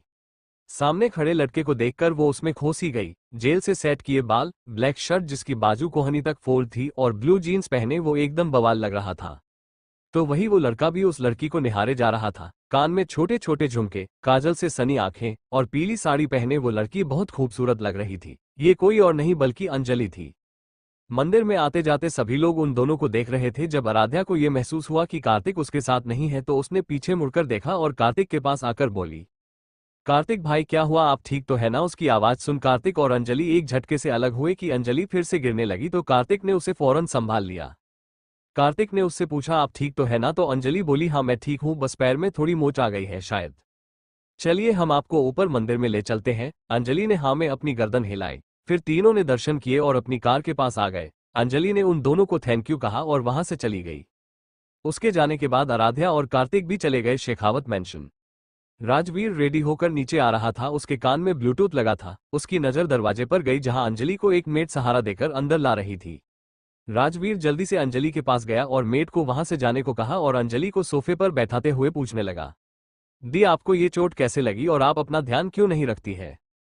राज मैं ठीक हूँ, बस थोड़ी सी मोचाई है पैर में, थोड़ा आराम करूंगी तो ठीक हो जाऊंगी, तुम चिंता मत करो, अंजलि ने उसे समझाते हुए कहा। ठीक है मैं आपको रूम में ले चलता हूं, कहकर राजवीर ने उसे रूम में छोड़ा और डॉक्टर को फोन किया। थोड़ी देर बाद डॉक्टर चेक कर मेडिसिन देकर चले गए। राज अब तुम भी ऑफिस जाओ नहीं तो लेट हो जाओगे। फिर राजवीर उसे ख्याल रखने का बोल वहां से ऑफिस चला गया। आराध्या जब ऑफिस पहुंची तो उसे रिसेप्शन पर बैठी सौम्या ने आवाज लगाई तो आराध्या रुककर उसकी ओर सवालिया नजरों से देखने लगी तो सौम्या बोली, आराध्या क्या जॉब के लिए तुम सेलेक्ट हो गई। आराध्या ने हाँ कहा तो वो खुश होकर बोली, ये तो बहुत अच्छी बात है। वो क्या है ना, मैंने भी कल ही ज्वाइन किया है और मैं भी तुम्हारी तरह यहाँ किसी को नहीं जानती तो मैंने सोचा कि हम दोनों ही एक दूसरे के फ्रेंड बन जाए। इतना कहकर उसने अपना हाथ आराध्या की तरफ बढ़ा दिया। आराध्या ने कुछ पल सोचा और फिर मुस्कुरा कर उससे हाथ मिला लिया तो सौम्या ने खुशी से उसे गले लगा लिया। अच्छा अब हमें अपना काम करना चाहिए, लेकिन लंच हम साथ ही करेंगे, आराध्या ने ओके कहा और वहां से चली गई। राजवीर के केबिन के बाहर से आराध्या ने गेट नॉक किया तो अंदर से कम इन की आवाज आई और आराध्या अंदर चली गई। जहां राजवीर अपनी चेयर पर बैठा फाइल पढ़ रहा था, आराध्या ने उसे गुड मॉर्निंग विश किया और उसे आज का शेड्यूल बताते हुए बोली, सर आपकी 1 घंटे बाद होटल सनशाइन में मीटिंग है और उसके बाद आपकी मी सिंघानिया के साथ एक मीटिंग फिक्स है। राजवीर ने एक नजर उसे देखा। वो रेड और व्हाइट कॉम्बिनेशन के पटियाला सूट में बहुत ही प्यारी लग रही थी। राजवीर ने उसे ऊपर से नीचे तक देखा, फिर उसकी नजर अचानक से आराध्या के हिलते हुए होठों पर गई। उसका मन उसे फिर से किस करने का होने लगा, लेकिन उसने अपने आप को कंट्रोल किया और उससे अपनी नजर हटाकर बोला, अंदर कपबोर्ड में मेरा बिजनेस सूट लेकर आओ। आराध्या उसकी बात मानते हुए केबिन में ही बने रूम में चली गई और अंदर जाते ही वो शॉक हो गई। वो रूम बहुत ही ज्यादा लग्जूरियस था। उसका इंटीरियर रॉयल ब्लू कलर का था जो उसे एलिगेंट और क्लास लुक दे रही था। उस रूम में जरूरत की सभी चीजें मौजूद थी, क्योंकि राजवीर अक्सर ज्यादा काम होने की वजह से यहाँ रुक जाया करता था। आराध्या सभी चीजों को गौर से देखकर अपने मन में बोली, ये मॉन्स्टर तो कुछ ज्यादा ही अमीर है। फिर उसने अपने सिर को झटका और वही कपबोर्ड में से डार्क ब्लू कलर का बिजनेस सूट लेकर केबिन में आ गई। चेयर पर बैठे राजवीर ने उसके हाथ में सूट देखा तो उसके दिमाग में एक आइडिया आया और वो आराध्या से बोला, तुम वहां खड़ी खड़ी क्या कर रही हो, मेरे पास आओ और मेरी शर्ट उतारकर ये सूट मुझे पहनाओ। आराध्या उसकी बात सुन हैरान हो गई और साथ ही वो चिढ़ते हुए बोली, देखिए सर आपने मुझे ये सूट लाने को बोला तो मैं ले आई, लेकिन मैं ये सब नहीं करूंगी। करना तो तुम्हें पड़ेगा स्वीट हार्ट, क्योंकि तुम मेरी पर्सनल असिस्टेंट जो हो तो मेरे पर्सनल काम भी तुम ही करोगी, नहीं तो मैं क्या कर सकता हूँ ये तुम अच्छे से जानती हो। कहकर राजवीर के फेस पर डेविल स्माइल आ गई। कितना बेशर्म है ये इंसान, सही नाम रखा है मैंने इसका मॉन्स्टर, आराध्या ने अपने मन में कहा और सूट लेकर उसके पास आ गई। आराध्या उसके पास आ तो गई लेकिन अब उसके हाथ कांप रहे थे, वो अपने हाथ आगे नहीं बढ़ा पा रही थी। तो राजवीर ने उसका हाथ पकड़कर उसे अपनी गोद में बैठा लिया और उसका हाथ अपने सीने पर रख दिया। अचानक से हुए इस इंसिडेंट से आराध्या घबरा गई और फिर अपनी सेंस में आकर बोली, ये क्या बदतमीजी है सर, छोड़िए मुझे। आराध्या ने उससे छूटने की कोशिश की तो राजवीर ने अपने एक हाथ से उसकी कमर को टाइटली पकड़ लिया और बोला, तुम जितना जल्दी मेरी शर्ट के बटन खोलोगी उतनी ही जल्दी मुझसे छूट पाओगी, नहीं तो बैठी रहो ऐसे ही, मुझे कोई प्रॉब्लम नहीं, राजवीर ने उसे तंग करते हुए कहा। आराध्या का अब राजवीर पर बहुत गुस्सा आ रहा था। उसका मन कर रहा था कि उसका किसी चीज से सिर फोड़ दे। उसने मन ही मन उसे गालियां दी और अपनी आंख बंद करने गहरी सांस ली और फिर बिना आंखें खोलो ही उसने राजवीर की शर्ट के बटन खोलने शुरू किए। राजवीर देख सकता था कि उसके हाथ कितने काम रहे हैं और घबराहट के मारे इस बड़ी ई में भी उसके माथे पर पसीने की बूंदें उभर आई और वो धीरे धीरे आराध्या के माथे, गाल से होकर आराध्या के गले और फिर गले से नीचे फिसलने लगी। राजवीर की आंखें आराध्या के गले पर बने तिल पर चली गई। वो एकटक उस तिल को निहारने लगा। वो आराध्या की खुशबू से मदहोश होने लगा था। उसका मन पता नहीं क्यों उस तिल का बेतहाशा चूमने का कर रहा था और खुद पर कंट्रोल करने के लिए उसने आराध्या को एक झटके से छोड़ दिया, जिससे आराध्या नीचे जा गिरी और तभी उसके कानों में आवाज आई, get out from here and wait outside for me. Rajveer की बात सुन पहले तो उसे कुछ समझ नहीं आया कि राजवीर का बिहेवियर एकदम से चेंज कैसे हो गया, लेकिन अगले ही पल वो खुश हो गई क्योंकि अब उसे वो सब नहीं करना था, इसलिए वो तुरंत उठकर वहां से चली गई। इतना बोल राजवीर बिना वक्त गवाए वहां से तेजी से केबिन से अटैच रूम में गया और बाथरूम में जाकर खुद को रिलैक्स करने लगा और मिरर में अपने आप को देखते हुए बोला और अपने मन में सोचने लगा, ये क्या हो रहा था मुझे, क्यों उसकी करीबी मुझे अच्छी लग रही थी, उसके पास आने से मेरे दिल की धड़कनें कब इतनी तेज हो गई मुझे पता ही नहीं चला और मैं उसे ऐसी नजरों से क्यों देख रहा था। फिर अपना चेहरा सख्त करके, नहीं वो लड़की मेरे लिए कोई मायने नहीं रखती, मेरे लिए वो सिर्फ मेरी असिस्टेंट है बस और कुछ नहीं। और यहाँ डोर के बाहर खड़ी होकर आराध्या खुद में ही बड़बड़ा रही थी, पता नहीं क्या समझते हैं खुद को, एक नंबर के एकडू और घमंडी इंसान है, पता नहीं इनके घर वाले कैसे झेलते होंगे इन्हें, वहां भी सबको धमकी देते फिरते होंगे। फिर राजवीर की एक्टिंग करते हुए, अगर तुमने ये नहीं किया तो मैं तुम्हारे साथ ये कर दूंगा वो कर दूंगा, सही नाम रखा है मैंने इनका, बिना पूंछ का मॉन्स्टर। पर कोई और भी था जो अपने हाथ बांधे खड़ा होकर उसकी बात सुन रहा था और उसे गुस्से से घूर रहा था। बोलते बोलते उसकी नजर सामने खड़े शख्स पर गई तो वो एकदम चुप हो गई और अपनी नजरें चुराने लगी। शेखावत मैंशन। अंजलि बेड पर लेटी हुई थी और उसके जहन में मंदिर का वाक्य घूम रहा था। जब कार्तिक ने उसे गिरने से बचाया था, वो बार बार अपनी करवटें बदल रही थी और फिर आखिर में वो उठकर बैठ गई और खुद से बोली, हम तो आपका नाम कार्तिक है, बहुत ही प्यारा नाम है और आप भी बहुत ही अच्छे हैं। कहकर वो मुस्कुराने लगी। फिर उसे एहसास हुआ कि वो अकेले अकेले मुस्कुरा रही है तो उसने अपने सिर पर चपत लगाई और बोली, अंजलि ये तू क्या कर रही है, उन्हें याद करके तुझे क्यों इतनी खुशी हो रही है? फिर थोड़ा रुक कर, लेकिन कुछ भी कहो वो थे बहुत हैंडसम, उस ब्लैक शर्ट में तो बहुत ही बवाल लग रहे थे। कार्तिक को याद करते ही उसका चेहरा खिल उठा था, लेकिन फिर वो उदास होते हुए बोली, पता नहीं अब कब हमारी मुलाकात होगी। और बिस्तर पर लेट के वो फिर से कार्तिक के ख्यालों में खो गई। इधर ऑफिस में आराध्या ने जब उस शख्स को देखा तो वो घबरा कर इधर उधर देखने लगी और अपने मन में बोली, ये तो वही है जो उस दिन उस मॉन्स्टर के साथ थे, कहीं इन्होंने मेरी बातें तो नहीं सुन ली। ये सोचकर वो चोर नजरों से उस शख्स को देखने लगी और वो शख्स अपनी गुस्से भरी आंखों से घूरता हुआ आगे बढ़ रहा था। वो शख्स आराध्या के पास आया और बोला, क्या बोल रही थी तुम अभी, मॉन्स्टर, वो भी बिना पूंछ का? आई एम सॉरी सर, वो गलती से, आराध्या ने उससे माफी मांगते हुए कहा, लेकिन वो शख्स तभी जोर जोर से हंसने लगा। आराध्या ने उसे अजीब तरह से देखा तो वो शख्स हंसते हुए ही बोला, आराध्या क्या तुमने राजवीर का निकनेम बिना पूंछ का मॉन्स्टर रखा है? ओह माय गॉड आराध्या, क्या सच में तुम्हें वो ऐसा लगता है, लाइक सीरियसली? आराध्या उसकी बात सुनकर झेप गई और उसे दोबारा सॉरी बोला, ये कोई और नहीं बल्कि अविनाश होता है, जो राजवीर के साथ ही मीटिंग में जाने वाला था। और आराध्या की बात सुनकर उसकी हंसी इस वक्त कंट्रोल नहीं हो रही थी और वो अपना पेट पकड़कर हंस रहा था। तभी वहां एक कड़क आवाज गूंजी, क्या हो रहा है यहाँ? दोनों ने आवाज की दिशा में देखा तो राजवीर खड़ा होकर उन दोनों को ही घूर रहा था। उसे देख अविनाश ने अपना हंसी कंट्रोल की और राजवीर से बोला, यार राजवीर तेरी ये असिस्टेंट बहुत ही फनी है, इसने मुझे ऐसा जोक सुनाया कि मेरी हंसी अब तक कंट्रोल नहीं हो रही। बोलकर वो फिर से हंसने लगा तो आराध्या उसे बेचारगी से देखने लगी। Shut up and you both come with me, we are getting late, Rajveer ने आगे बढ़ते हुए अपने कोल्ड वॉइस में कहा, जिसे सुनकर अविनाश और आराध्या ने अपना मुंह बनाया और उसके साथ चल दिए। कार्तिक की कंपनी में कार्तिक अपने केबिन में बैठकर अपना काम कर रहा था। तभी वहां उसका असिस्टेंट अमन आया और बोला, सर वो आदमी अभी भी विदेश में है, लेकिन उसने अपने सारे आदमी को काम पर लगा रखा है, लेकिन उसके आदमी अभी तक उन्हें ढूंढ नहीं पाए हैं, जिससे वो बहुत बौखलाया हुआ है। सुनने में आया है कि वो जल्द से जल्द इंडिया आने की कोशिश में लगा है। फिर एक फाइल कार्तिक की तरफ बातें हुए, सर इसमें उसकी पूरी इन्फॉर्मेशन है, वो इस वक्त कहाँ है और क्या कर रहा है, सब कुछ है इसमें। कार्तिक ने उससे फाइल ली और जाने को कहा और फिर वो फाइल को देखते हुए बोला, मैं तुम्हारे इरादों को कभी कामयाब नहीं होने दूंगा, तुझे उस तक कभी नहीं पहुंचने दूंगा मैं, चाहे उसके लिए मुझे कुछ भी क्यों न करना पड़े। कहकर उसने फाइल को एक साइड रखा और फिर से अपना काम करने लगा। शाम का समय राजवीर के ऑफिस में राजवीर और अविनाश ऑफिस में बैठकर काम डिस्कस कर रहे थे कि तभी डोर नॉक हुआ और आराध्या अंदर आई और बोली, सर वो मिस्टर सिंघानिया आए हैं, मीटिंग रूम में आपका वेट कर रहे हैं। हम ओके कहकर राजवीर और अविनाश दोनों मीटिंग रूम में चले गए तो आराध्या भी उनके साथ चली गई। मीटिंग रूम में राजवीर हेड चेयरमैन पर बैठा था और अविनाश उसकी साइड वाली चेयर पर और आराध्या भी राजवीर के साइड में पेन और नोटबुक लेकर खड़ी थी और उनके सामने वाली चेयर पर अनिल सिंघानिया और उसका बेटा ऋषि सिंघानिया थे। मिस्टर शेखावत, आज जो हमारा नया होटल बनकर तैयार हुआ है उसी के इनॉग्रेशन की खुशी में हमने कल शाम को एक पार्टी ऑर्गेनाइज की है जिसके लिए हम आपको इनवाइट करने आए हैं, अनिल सिंघानिया राजवीर से बोले। लेकिन राजवीर की नजर तो कहीं और थी। वो गुस्से में ऋषि को घूर रहा था क्योंकि ऋषि एकटक बस आराध्या को ही निहारे जा रहा था जिससे आराध्या अनकंफर्टेबल हो रही थी और ये देखकर राजवीर की मट्टी गुस्से में कस गई।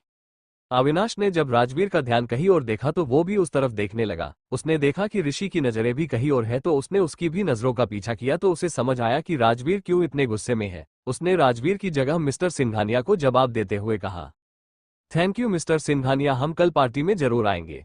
मिस्टर सिंघानिया ने उनसे हाथ मिलाया और अपने बेटे के साथ वहां से चले गए लेकिन ऋषि रुककर आराध्या के पास आया और बोला, hey beautiful, what's your name. Aaradhya ने उसकी बात का कोई जवाब नहीं दिया और उसे घूरने लगी तो ऋषि फिर बोला, ऑक ऑक रिलैक्स, नहीं बताना तो कोई बात नहीं, वैसे कल की पार्टी में तुम भी जरूर आना, मैं इंतजार करूंगा तुम्हारा, बाय। इतना बोल ऋषि वहां से चला गया।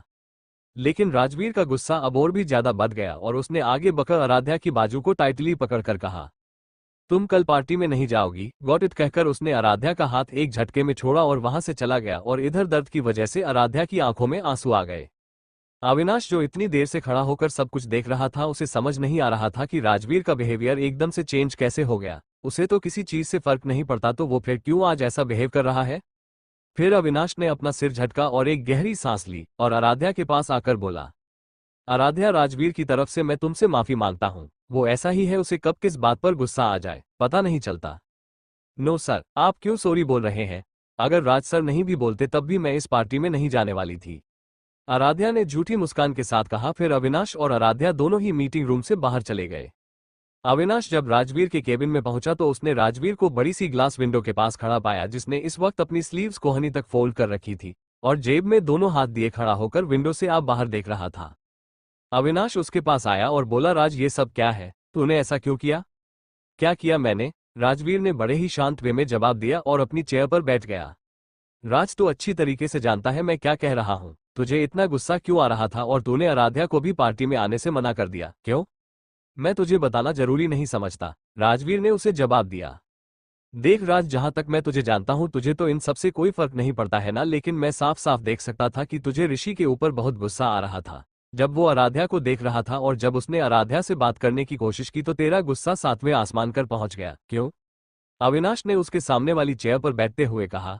राजवीर ने जैसे ही ऋषि के बारे में सुना उसकी आंखों में फिर से गुस्सा उतर आया और वो अपने दांत पीसते हुए बोला, हाँ, मुझे गुस्सा आ रहा था, इनफैक्ट अब भी आ रहा है। तूने देखा नहीं वो उसे कैसे देख रहा था?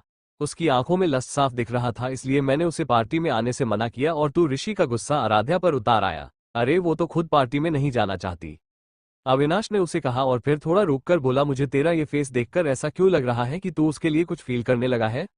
ऐसा कुछ नहीं है, राजवीर शेखावत की लाइफ में कोई लड़की ना तो आई है और ना ही आएगी और अब तू जा यहाँ से, मुझे काम करना है, कहकर राजवीर लैपटॉप पर बिजी हो गया। अविनाश ने कुछ सेकंड उसे निहारा और फिर उठकर चला गया और जाते जाते मन में बोला, राज तू कितना भी कह ले कि तुझे कोई फर्क नहीं पड़ता लेकिन तेरे अंदर जज्बात पैदा हो रहे हैं उसके लिए, लेकिन बहुत जल्दी ही तू भी ये जान जाएगा। पूरा दिन ऐसे ही बीत गया। अगली सुबह आराध्या के घर। आज आराध्या की छुट्टी थी तो उसकी आंख देर से खुली थी। उसने टाइम देखा तो सुबह के 8:30 बज रहे थे। वो उठी और सीधे बाथरूम में चली गई। कुछ देर बाद वो तैयार होकर नीचे आए, ब्रेकफास्ट करके जानकी जी के कमरे में चली गई। शौर्य स्कूल गया था और कार्तिक और राघवेंद्र जी ऑफिस में, इसलिए घर पर सिर्फ आराध्या और जानकी जी थी। इसलिए दोनों बैठकर बातें करने लगी और थोड़ी देर बाद कार्तिक का आराध्या के पास फोन आया और उसने उससे शाम को पार्टी में जाने के लिए रेडी होने को कहा। आराध्या उसे मना करना चाहती थी लेकिन जानकी जी के जिद करने से वो मना नहीं कर पाए। शाम का समय, राजवीर का ऑफिस। राजवीर अपने केबिन में बने रूम में रेडी हो रहा था। हमेशा की तरह सलीके से सेट किए बाल, हल्की ट्रिम बियर्ड और ब्लैक कलर के 3 पीस सूट पहने वो बहुत ही चार्मिंग लग रहा था। वो रेडी होके अपने केबिन में आया, तभी वहां अविनाश आ गया। वो भी आज कुछ कम नहीं लग रहा था। हमेशा कैजुअल कपड़ों में रहने वाला अविनाश आज डार्क ब्लू कलर के टोक्सिडो में बहुत ही क्यूट और हैंडसम लग रहा था और दोनों वहां से साथ ही पार्टी में चले गए। आराध्या के घर आराध्या भी अब तक रेडी होकर नीचे आ गई थी। जब जानकी जी ने उसे देखा तो उसकी बलाएं लेते हुए कहा, कितनी सुंदर लग रही है मेरी बच्ची, किसी की नजर ना लगे। आराध्या ने आज ब्लैक कलर का अनारकली सूट पहना था, बालों की कुछ लोग को लेकर पीछे की ओर पिनअप किया था, आंखों में काजल और होठों पर रेड लिपस्टिक और कानों में इयररिंग्स। इसके अलावा उसने कोई मेकअप नहीं किया था, लेकिन फिर भी उसका चेहरा बहुत ग्लो कर रहा था। कुछ देर बाद कार्तिक आया और तैयार होकर आराध्या के साथ पार्टी में चला गया। पार्टी में राजवीर और अविनाश पार्टी में पहुंच गए थे और दोनों ही बार के पास बैठकर ड्रिंक कर रहे थे। पार्टी में मौजूद सभी लड़कियों की नजर उन दोनों पर ही थी। अब तक आराध्या और कार्तिक भी वहां पहुंच गए। आराध्या को नहीं पता नहीं था कि ये वही पार्टी है जिसमें राजवीर भी आने वाला था, इसलिए वो बेफिक्र थी। कार्तिक ने उसे वहां कुछ लोगों से मिलवाया और फिर अपने बिजनेस पार्टनर से बात करने में बिजी हो गया। आराध्या वहां खड़ी खड़ी बोर हो रही थी, इसलिए उसने वेटर से जूस लिया और एक साइड बैठ गई। ऋषि की नजर जैसे ही उस पर गई वो उसके पास आया और उससे हाथ मिलाते हुए बोला, हे ब्यूटीफुल, मुझे बहुत खुशी हुई कि तुम इस पार्टी में आए। लेकिन आराध्या तो उसे देखकर शॉक्ड हो गई और अपने मन में बोली, इसका मतलब ये मिस्टर सिंघानिया की पार्टी है, फिर तो यहाँ राज सर भी होंगे। अगर उन्होंने मुझे यहाँ देख लिया तो पक्का वो मॉन्स्टर मुझे नहीं छोड़ेगा। ऋषि ने उसके आंखों के आगे हाथ हिलाते हुए कहा, हे ब्यूटीफुल, कहाँ खो गई तुम? फिर अपना हाथ आगे बढ़ाकर क्या तुम मेरे साथ डांस करोगी? लेकिन आराध्या तो अपनी नजरों से इधर उधर देख रही थी और उसे थोड़ी दूरी पर बैठा राजवीर दिखा तो आराध्या हड़बड़ी में उठी और वहां से जाते हुए बोली, excuse me, I have to go washroom. कहकर वो जल्दी से वहां से चली गई। ऋषि को उस पर बहुत गुस्सा आया और वो भी उसके पीछे चला गया। इस वक्त वॉशरूम में कोई नहीं था, सभी पार्टी में थे। ऋषि ने वॉशरूम में जाती हुई आराध्या का हाथ पकड़ लिया और उससे जबरदस्ती करते हुए बोला, बस बहुत हुआ तेरा, तू दो कौड़ी की असिस्टेंट मुझे नखरे दिखा रही है। मैंने सोचा था कि तू प्यार से मान जाए, लेकिन नहीं मानी तू। तुझे तो मैं अपने बिस्तर पर ले जाकर रहूंगा। कहकर वो आराध्या को खींचते हुए ले जाने लगा। आराध्या उससे छूटने की कोशिश कर रही थी, पर कोई फायदा नहीं था। और तभी एक शख्स ने ऋषि के मुंह पर एक जोर का मुक्का मारा और राजवीर अकेला बैठकर ड्रिंक कर रहा था, क्योंकि अविनाश दूर खड़ा होकर कॉल पर बात कर रहा था। लेकिन तभी राजवीर ने सामने बैठी आराध्या को देखा, जो ऋषि से बात करके वहां से वॉशरूम जाने लगी और ऋषि भी उसके पीछे चल दिया।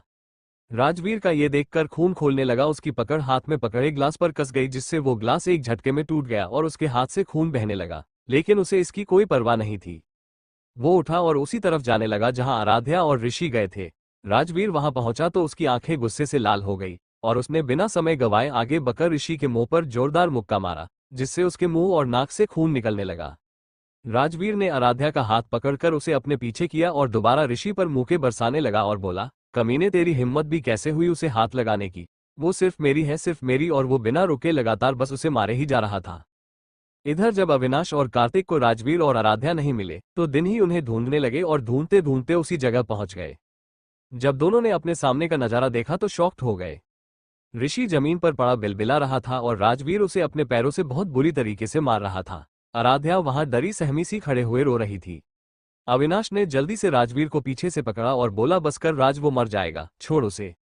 अविनाश, छोड़ मुझे, इसकी हिम्मत भी कैसे हुई उसे छूने की? मैं इसे जिंदा नहीं छोड़ूंगा। ये बोल वो अविनाश से छूटने की कोशिश करने लगा, लेकिन अविनाश ने उस पर अपनी पकड़ और भी कस दी और यहाँ जब आराध्या ने कार्तिक को देखा तो वो दौड़कर उसके गले जा लगी और रोने लगी। कार्तिक ने जब ये सब देखा तो उसे समझते में देर नहीं लगी कि यहाँ क्या हुआ होगा, और वो राजवीर को भी जानता था। उसे भी बहुत गुस्सा आ रहा था। वो भी ऋषि को मारना चाहता था, लेकिन राजवीर ने पहले ही उसे अधमरा कर दिया था, इसलिए उसने कुछ न करना ही बेहतर समझा। फिर वो आराध्या के सिर पर हाथ फेरता हुआ बोला, आधू देख, कुछ नहीं हुआ, तू डर मत, हम अभी घर चलते हैं। हाँ। फिर उसने राजवीर की तरफ देख के कहा, mister Shekhawat, thank you so much, आपने आराध्या की मदद की। लेकिन राजवीर तो बस गुस्से में आराध्या को ही देख रहा था, क्योंकि वो उसके मना करने के बाद भी पार्टी में आई। उसके हाथ से अभी भी खून बहाने रहा था और फिर वो उसे गुस्से से घूरता हुआ ही बिना किसी बात का जवाब दिए वहां से चला गया, और उसके साथ ही अविनाश भी। उनके जाने के बाद कार्तिक भी आराध्या को लेके घर चला गया। अब तक पार्टी में भी सबको पता चल गया था कि वहां क्या कुछ हुआ। ऋषि को तुरंत हॉस्पिटल ले जाया गया। मिस्टर सिंघानिया को जब पता चला तो उन्होंने कोई एक्शन नहीं लिया, क्योंकि उन्हें अपने बेटे की हरकतों के बारे में पता था। राजवीर की कार में राजवीर और अविनाश दोनों थे। राजवीर का गुस्सा अब भी शांत नहीं हुआ था और वो अपने हाथों की मुट्ठी बांधे अपने गुस्से को कंट्रोल करने की कोशिश कर रहा था। राजवीर, तुझे क्या हो गया था? वहां तू क्यों उसे पागलों की तरह पीट रहा था? अगर वो मर जाता तो? मर जाता तो मर जाता, आई डोंट केयर। उस साले की हिम्मत कैसे हुई उसे हाथ लगाने की, उसे कोई छुए भी, ये मुझे बिल्कुल बर्दाश्त नहीं, राजवीर ने गुस्से में बिखरते हुए कहा। क्यों, आखिर तुझे क्यों बर्दाश्त नहीं कि कोई उसे छुए? अविनाश ने उससे पूछा। पता नहीं, और इससे आगे तो मुझसे कुछ नहीं पूछेगा, क्योंकि मेरा मूड इस वक्त बहुत खराब है। अविनाश ने भी उससे आगे कुछ नहीं पूछा और विंडो से बाहर देखते हुए कुछ सोचकर मुस्कुराने लगा। आराध्या और कार्तिक घर पहुंच गए थे और आराध्या ने कार्तिक से आज जो भी कुछ पार्टी में हुआ वो बताने को मना किया, क्योंकि घर में सब परेशान हो जाते। कार्तिक को भी उसकी बात सही लगी, और वैसे भी अब बहुत रात हो गई थी, इसलिए वो दोनों ही अपने अपने रूम में चले गए। इधर राजवीर भी अपने रूम में बेड पर लेटे आराध्या के बारे में सोच रहा था। मुझे क्या हो गया है, मुझे ऋषि का उसे छूना बर्दाश्त क्यों नहीं हुआ, क्यों मेरे सीने में इतनी आग लग गई थी उस ऋषि को देखकर, और क्यों आराध्या के आंसू देखकर मेरे दिल में दर्द उठा। कहीं ऐसा तो नहीं कि अविनाश जो कह रहा था वो सच तो नहीं, मुझे मुझे उससे प्यार हो गया है। फिर थोड़ा मुस्कुरा कर, yes he is right that I am in love with her, पता नहीं कब कैसे लेकिन मैं सच में तुमसे प्यार करने लगा हूँ। फिर थोड़ा रुक कर, लेकिन तुमने मेरी बात ना मानकर अच्छा नहीं किया, इसकी सजा तो तुम्हें कल जरूर मिलेगी। और फिर एक डेविल स्माइल करता है। नेक्स्ट मॉर्निंग आराध्या का मन कल जो कुछ भी हुआ उसकी वजह से ऑफिस जाने का नहीं कर रहा था, और घर में भी सभी ने उसे आज ऑफिस से छुट्टी लेने को कहा। आराध्या इस समय विंडो के पास बैठी एकटक बाहर को और देख रही थी, उसके चेहरे पर कोई भाव नहीं थे। राजवीर के ऑफिस में राजवीर और अविनाश बैठकर बात कर रहे थे। राजवीर ने अविनाश को बताया कि वो सही कह रहा था, शायद वो आराध्या से प्यार करने लगा है, और उसका एहसास उसे कल हुआ उसे खोने के डर से। अविनाश उसकी बात सुनकर बहुत खुश हुआ। वो लोग थोड़ी देर ऐसे ही बात करते रहे और फिर अविनाश वहां से चला गया। राजवीर ने जब देखा कि 10 बज गए हैं और आराध्या अभी तक ऑफिस नहीं आई है तो उसने आराध्या को कॉल किया। इधर आराध्या ने जब देखा कि उसका फोन बेड पर लगातार बज रहा है तो उसने जाकर फोन उठाया। कॉलर आईडी पर मॉन्स्टर नेम शो हो रहा था। ये राजवीर का नंबर था जो उसने मॉन्स्टर के नाम से सेव किया था अपने फोन में। आराध्या ने फोन उठाया तो उधर से राजवीर बोला, तुम ऑफिस क्यों नहीं आए अभी तक? सर मैंने आज लीव ली है ऑफिस से, आराध्या ने कहा, और मैंने तुम्हारी लीव कैंसिल कर दी है, इसलिए तुम 20 मिनट में तैयार होकर ऑफिस आओ, नहीं तो मैं क्या करूंगा तुम सोच भी नहीं सकती। राजवीर ने उसकी बिना कोई बात सुने फोन कट कर दिया। आराध्या ने कुछ पल फोन को घूरा और तैयार होने चली गई, और घर में जरूरी मीटिंग का बताकर ऑफिस के लिए निकल गई। कुछ देर बाद आराध्या ऑफिस पहुंच गई और राजवीर के केबिन में जाकर बोली, गुड मॉर्निंग सर। राजवीर ने उसकी तरफ देखा और चेयर से खड़ा होकर उसकी तरफ बढ़ने लगा। उसके फेस पर इस वक्त कोल्ड एक्सप्रेशन थे। आराध्या उसे अपनी पास कदम बढ़ाते देख डर से पीछे होने लगी। उसे पता था कि राजवीर जरूर उसे डांटेगा कल के लिए। आराध्या पीछे होते केबिन के डोर से जा लगी और राजवीर ने अपने हाथ उसके इर्द गिर्द डोर पर रख दिए। अब आराध्या राजवीर और डोर के बीच फंस गई थी। उसने अपनी पलकें झुकाई हुई थी, तभी उसे राजवीर की आवाज आई, तुम कल पार्टी में क्यों आए जब मैंने तुम्हें मना किया था? आई एम सॉरी सर, मुझे नहीं पता था कि वो मिस्टर सिंघानिया की पार्टी है, मैं वहां जानबूझकर नहीं आई। आराध्या ने अपना सिर झुकाए हुए ही कहा। इस वक्त उसकी बिल्कुल भी हिम्मत नहीं हो रही थी राजवीर की तरफ देखने की। पर तुम वहां आए तो थी स्वीट हार्ट, और इस बात की सजा तो तुम्हें जरूर मिलेगी, क्योंकि किसी में भी इतनी हिम्मत नहीं है कि वो राजवीर शेखावत की बात ना माने। कहकर उसने आराध्या के होठों को अपने होठ से दबोच लिया। उसका एक हाथ आराध्या के गले पर था और दूसरे हाथ से वो आराध्या की कमर को सहला रहा था। आराध्या उससे छूटने की लगातार कोशिश कर रही थी, लेकिन वो राजवीर के सामने सिर्फ एक खरगोश मात्र थी। राजवीर की किस अब धीरे धीरे वाइल्ड और पेशनेट होती जा रही थी। जब आराध्या को सांस लेने में प्रॉब्लम होने लगी तो राजवीर ने उसे एक जोर का बाइट किया और पीछे हट गया। उसके ऐसा करने से आराध्या के मुंह से हल्की सी आह निकल गई और उसका पूरा चेहरा लाल हो गया, मानो शरीर का सारा खून उसके फेस पर इकट्ठा हो गया हो, और उसके होठ भी सूजकर लाल चेरी की तरह हो गए। वो गुस्से में तमतमाते हुए अपनी सांसों को नॉर्मल करते हुए बोली, आपकी हिम्मत कैसे हुई मुझे किस करने की? ये मत भूलिए कि मैं बस उस कॉन्ट्रैक्ट की वजह से यहाँ काम कर रही हूँ। अगर आपने दोबारा मेरे साथ कोई बदतमीजी करने की कोशिश की तो मैं ये जॉब छोड़ दूंगी। दुनिया में कमी नहीं है जॉब की, समझे आप मिस्टर शेखावत? राजवीर को उसकी जॉब छोड़कर जाने की बात पर बहुत गुस्सा आया और गुस्से से आराध्या की दोनों बाजुओं को टाइटली पकड़ते हुए बोला, how dare you talk about leaving this job? तुम्हारी हिम्मत कैसे हुई ये जॉब छोड़ने की बात करने की? तुम ये जॉब नहीं छोड़ सकती, समझी? अगर तुमने ऐसा करने की सोची भी ना so you will see real Rajveer Shekhawat. कहते हुए उसकी पकड़ आराध्या की बाजू पर इतनी टाइट हो कि दर्द की वजह से आराध्या की आंखों में आंसू आ गए। राजवीर ने जब उसकी आंखों में आंसू देखे तो उसने उसे एक झटके से छोड़ दिया और पीछे मुड़कर अपने गुस्से को कंट्रोल करने लगा। आखिर आप चाहते क्या है? मैंने क्या बिगाड़ा है आपका जो आप मेरे साथ ऐसा कर रहे हैं? आराध्या रोते हुए बोली। राजवीर ने एक गहरी सांस ली और आराध्या का चेहरा अपने दोनों हाथों में लेकर बोला, आई एम सॉरी आराध्या, मैंने तुम्हें हर्ट किया, मेरा ऐसा कोई इरादा नहीं था। तो फिर आपने ऐसा क्यों किया? क्यों नहीं जाने दे रहे आप मुझे? क्योंकि I love you damn it, I love you so much. तब से जब से तुम्हें पहली बार देखा था, लेकिन अपने ईगो की वजह से मैं इस एहसास से दूर भागता रहा और तुम्हें भी हट करता रहा। लेकिन कल जब तुम्हें उस ऋषि ने हाथ लगाने की कोशिश की तो मेरे तनबन में आग लग गई, क्योंकि तुम्हें छूने का हक सिर्फ मेरा है। मैं तुमसे दूर नहीं रह सकता आराध्या, और अगर तुमने मुझसे दूर जाने की कोशिश की तो मैं गुस्से की हर हद पार कर दूंगा। नहीं, आप झूठ बोल रहे हैं, आप सिर्फ मुझसे बदला लेने के लिए ये सब कर रहे हैं। कोई प्यार नहीं है आपको मुझसे, और अगर है भी तो मैं आपसे प्यार नहीं करती, इसलिए अब छोड़िए मुझे और जाने दीजिए। कहकर आराध्या ने वहां से जाना चाहा, तो राजवीर ने उसका हाथ पकड़कर घुमाया, जिससे आराध्या की पीठ उसके सीने से जा लगी और राजवीर के दोनों हाथ इस वक्त उसके पेट पर लिपटे हुए थे और उसने आराध्या के कान के पास अपनी गर्म सांस छोड़ते हुए कहा, प्यार तो तुम्हें मुझसे करना ही होगा स्वीट हार्ट, इसके अलावा तुम्हारे पास और कोई ऑप्शन नहीं है। क्योंकि राजवीर शेखावत को जो चीज पसंद आ जाती है वो उसे हासिल करके ही रहता है, और यहाँ तो बात मेरे प्यार की है तो उसे खुद से दूर में कैसे जाने दे सकता हूँ। बोलकर उसने आराध्या को छोड़ दिया। आराध्या की धड़कनें अपनी गर्दन पर राजवीर की गर्म सांसों को महसूस करने मात्र से ही कब इतनी बढ़ गई थी कि उसे पता ही नहीं चला, और राजवीर के छोड़ते ही वो जल्दी से केबिन से बाहर निकलकर लंबी लंबी सांसें लेने लगी।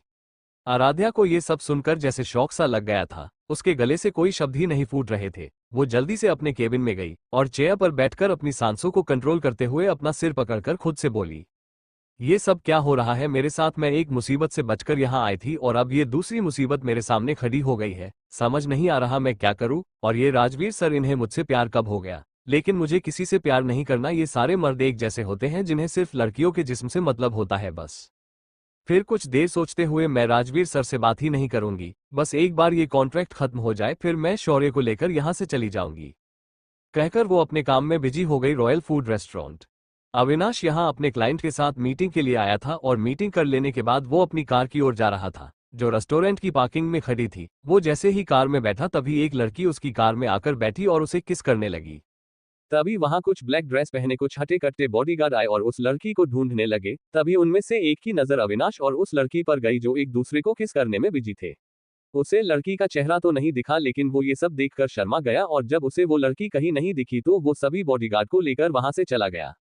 इधर कार में अचानक से हुई इस किस से अविनाश शॉक्ड हो गया, उसकी आंखें फटी की फटी रह गई। लेकिन कुछ देर बाद वो अपने सेंस में आया और उस लड़की को किस करने लगा। अब तक वो बॉडीगार्ड भी चले गए थे और उस लड़की ने जब देखा कि अविनाश भी उसे किस कर रहा है तो वो एक झटके के साथ उससे अलग हुई और बोली, बड़े ही बेशर्म इंसान हो तुम, लड़की देखी नहीं कि किस करना स्टार्ट कर दिया। Oh hello, for your kind information, तुमने मुझे पहले किस किया था, मैं तो बस उस किस का जवाब दे रहा था। वैसे टेस्ट अच्छा था तुम्हारा, अविनाश अपने होठों पे जीभ फिरता हुआ बोला। उस लड़की का ये सुनकर मुंह हैरानी से खुल गया और वो गुस्से में बोली, मैंने तुम्हें सिर्फ उन गुंडों से बचने के लिए किस किया था जो मेरे पीछे पड़े थे, पर तुम तो मौके पर चौका मारने लगे, कितने बदतमीज इंसान हो तुम। अविनाश को उसकी बात सुनकर बहुत गुस्सा आया। उसने उस लड़की की गर्दन पकड़कर उसे दोबारा किस कर लिया। उसकी किस समय के साथ वाइल्ड होती जा रही थी और इधर वो लड़की उसके सीने पर छूटने के लिए लगातार मुक्के बरसा रही थी, लेकिन अविनाश को तो जैसे कोई फर्क ही नहीं पड़ रहा था। करीब 20 मिनट बाद उसने उस लड़की को छोड़ा जो लगभग बेहोशी की हालत में पहुंच गई थी, और छूटते ही वो लंबी लंबी सांसें लेने लगी। तो इसे कहते हैं बदतमीजी। अविनाश उसकी उखती हुई सांसें को देखकर आंख मारते हुए बोला, यूं मैं देख लूंगी तुम्हें। कहकर वो लड़की गुस्से में दंडाते हुए वहां से चली गई। तो अविनाश के चेहरे पर एक दिलकश स्माइल आ गई और वो अपने बालों में हाथ फेरकर अपनी गाड़ी स्टार्ट करके वहां से चला गया। Next day Shekhawat mention, Anjali dining table पर ब्रेकफास्ट लगा रही थी। वैसे तो राजवीर ने घर पर नौकरों की पूरी फौज रखी हुई थी, लेकिन अंजलि को राजवीर के लिए अपने हाथों से खाना बनाना अच्छा लगता था। राजवीर भी अब तक रेडी होकर आ गया था। उसने जब अंजलि को ब्रेकफास्ट लगाते देखा तो बोला, दी आपको ये सब करने की कोई जरूरत नहीं है, इतने सारे सर्वेंट्स को मैंने मुंह देखने के लिए नहीं रखा है। मुझे पता है राज, लेकिन मुझे ये सब करना अच्छा लगता है। अगर तू चाहता है कि मैं ये सब ना करूँ तो जल्दी से शादी कर ले, समझा। इनफैक्ट मैंने तेरे लिए एक लड़की भी देख रखी है, बहुत खूबसूरत है वो। अंजलि उसे खाना सर्व करते हुए कहा। उसकी बात सुन राजवीर हल्का सा गुस्सा करते हुए बोला, दी मैं आपकी ये इच्छा जरूर पूरी करूंगा, लेकिन अपनी पसंद की लड़की से शादी करके, इसलिए आप ये मेरे लिए बार बार लड़की देखना बंद कीजिए। बोलकर वो वहां से चला गया। ये लड़का भी ना हर बार ऐसे ही मुंह फुलाकर चला जाता है, बोलकर वो भी अपना ब्रेकफास्ट करने लगी। ऑफिस में राजवीर आज जब से ऑफिस आया था वो ये नोटिस कर रहा था कि आराध्या ना तो ठीक से उससे बात कर रही है और ना ही उसकी तरफ देख रही है। आराध्या उसे जितना हो सके उतना इग्नोर कर रही थी, लेकिन इससे राजवीर का गुस्सा बढ़ता ही जा रहा था। वो गुस्से से उठा और आराध्या के केबिन को और बढ़ गया। शाम का समय, राजवीर ने आराध्या के केबिन का डोर एक झटके ओपन किया और गुस्से में अंदर आया। आराध्या इस वक्त कंप्यूटर पर कोई काम कर रही थी जब उसने एकदम से डोर खुलने की आवाज सुनी तो वो घबरा गई। उसकी नजर राजवीर के गुस्से से लाल आंखों पर गई तो उसे डर लगने लगा। राजवीर ने उसे हाथ पकड़कर उठाया और उसके दोनों कंधों को पकड़कर दीवार से सटा दिया और बोला, what the hell is this sir, आप क्या कह रहे हैं, मुझे कुछ समझ नहीं आ रहा और ये बातें दूर से भी हो सकती है, आराध्या अटकते हुए कहा और फिर वहां से निकलने की कोशिश करने लगी। ओह रियली मिस आराध्या, तुम्हें समझ नहीं आ रहा या तुम समझने की कोशिश नहीं कर रही? फिर खुद को कंट्रोल करते हुए शांत आवाज में बोलो, तुम सुबह से मुझे इग्नोर क्यों कर रही हो और जो कल मैंने तुमसे कहा उसका जवाब भी नहीं दिया क्यों? बोलो। सर प्लीज छोड़िए मुझे, नहीं पहले मुझे मेरा जवाब चाहिए। बोलते हुए राजवीर की पकड़ उसके कंधों पर कसती जा रही थी। आराध्या को अब अपने कंधों पर इतना दर्द होने लगा था कि उसे ऐसा लग रहा था अभी उसके कंधे टूट जाएंगे और वो रोते हुए गुस्से में बोली, आपको जवाब चाहिए तो सुनिए, मैं आपसे प्यार नहीं करती और ना ही कभी करूंगी, समझे आप? राजवीर ने ये सुनकर उसकी पकड़ आराध्या के कंधों पर ढीली पड़ गई और उसकी मुट्ठी भिंच गई, लेकिन वो फिर शांत लहजे में बोला, क्यों, क्या तुम किसी और से प्यार करती हो? सर ऑफिस टाइम ओवर हो गया है, मुझे घर जाना है, आराध्या ने उसकी ओर बिना देखे बात को टालते हुए कहा, क्योंकि राजवीर की करीबी उसे बेचैन कर रही थी और वो जल्द से जल्द यहां से जाना चाहती थी।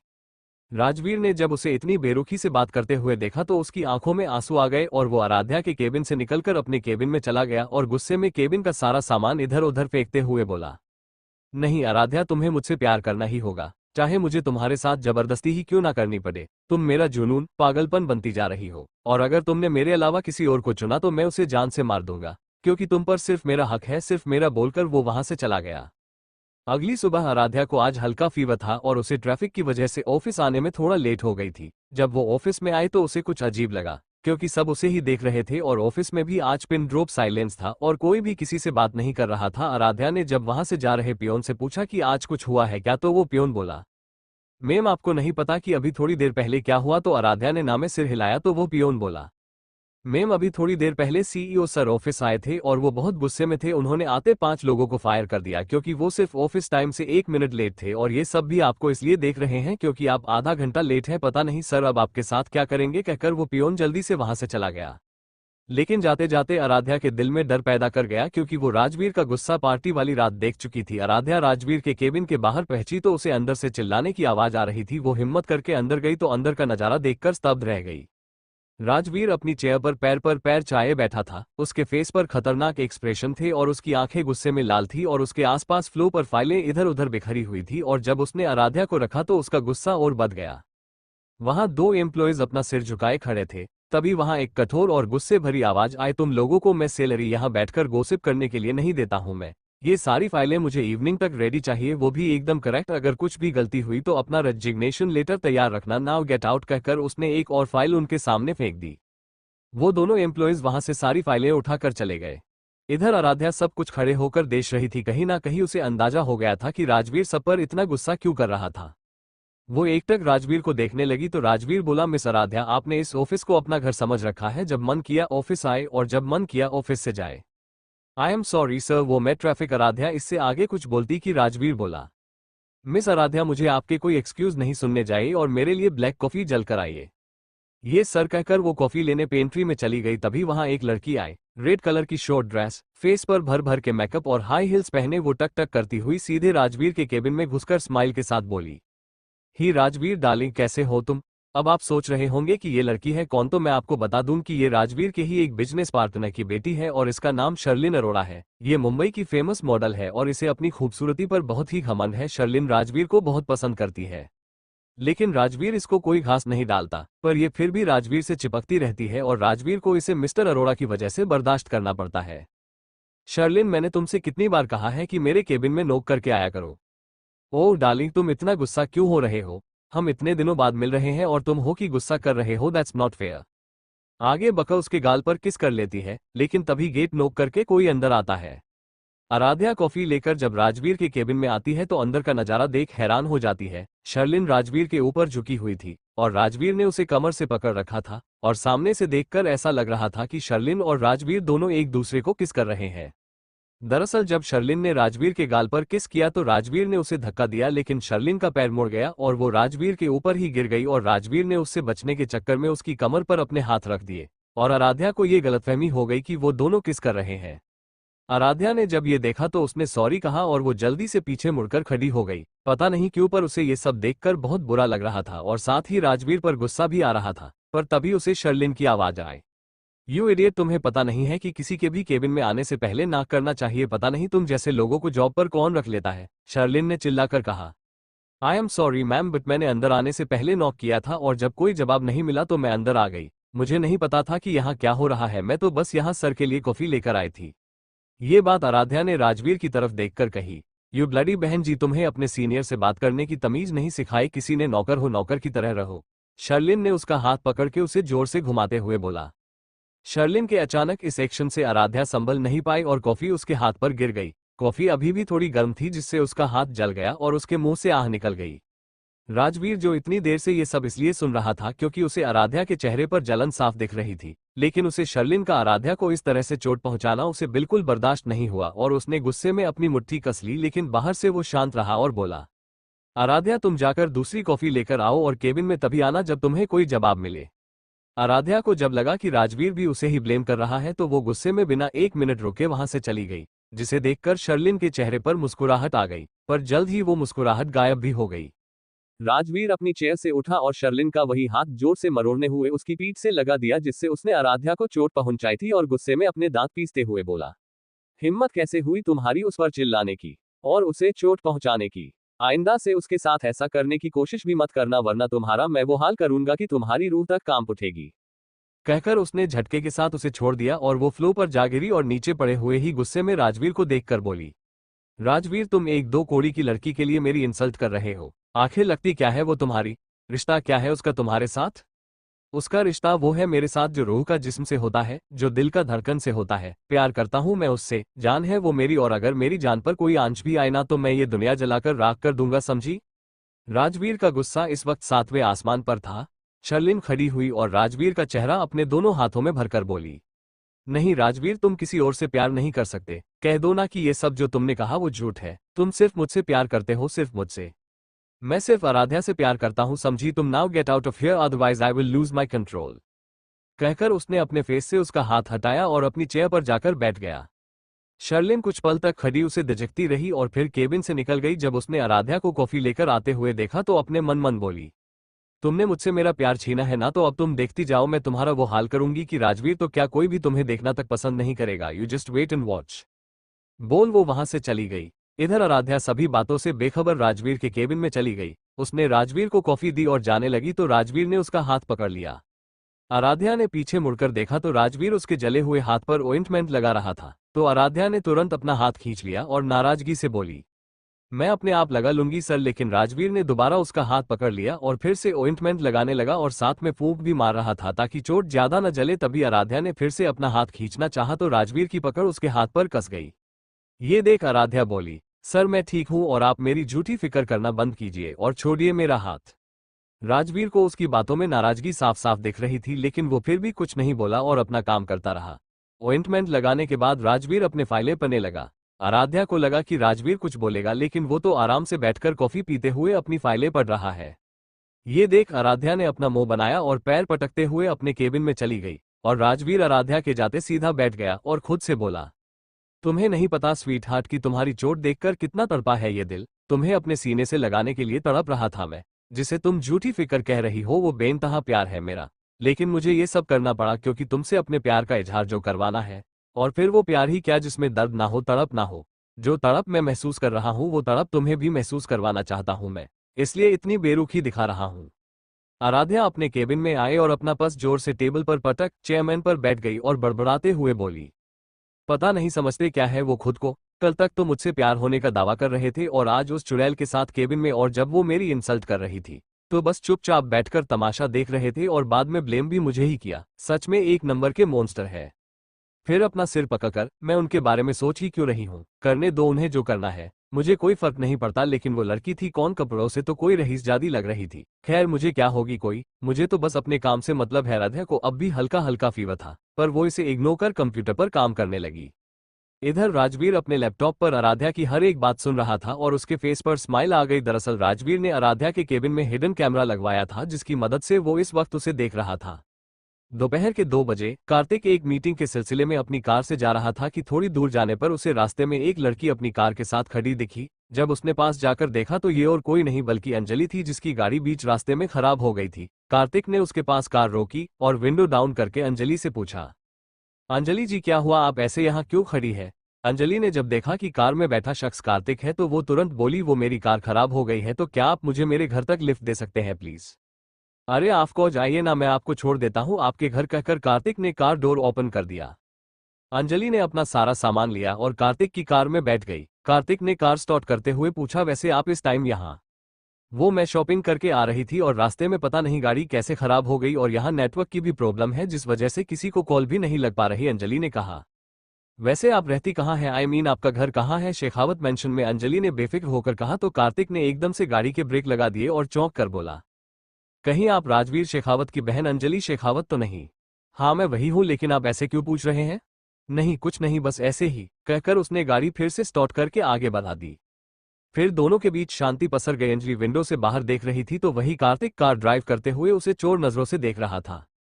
राजवीर के ऑफिस में राजवीर ने इंटरकॉम से कॉल करके आराध्या को अपने केबिन में बुलाया और बोला, मिस आराध्या स्टोर रूम में जाइए और प्रीवियस ईयर की मी बजाज और मी ओब्रोए के होटल कंस्ट्रक्शन की फाइल्स लेकर आइए।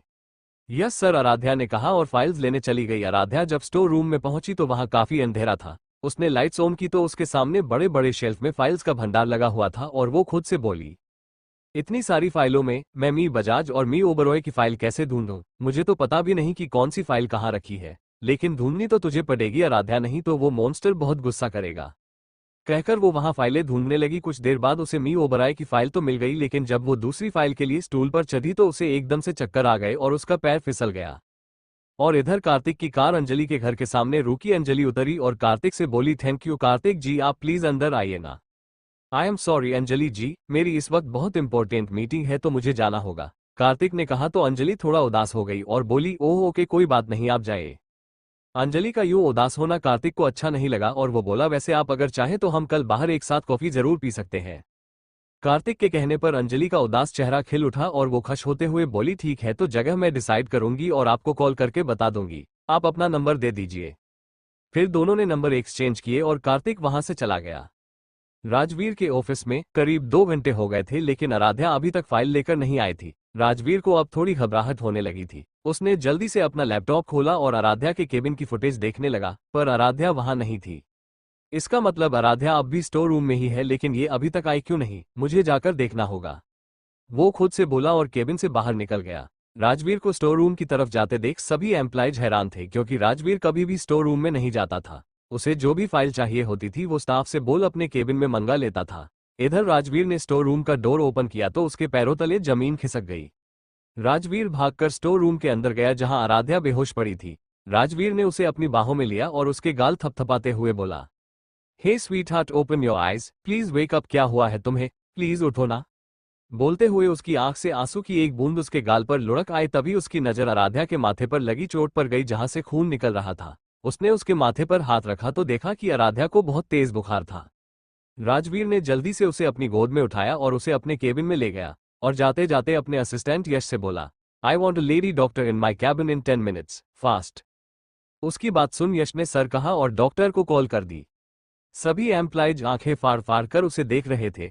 हमेशा लड़कियों से दूर रहने वाला दी राजवीर शेखावत आज एक लड़की को अपनी बाहों में उठाकर ले जा रहा है, वो भी अपने केबिन में, और साथ ही उसकी इतनी फिक्र भी कर रहा है। सभी एम्प्लॉयज अपनी खुसर फिर में लग गए।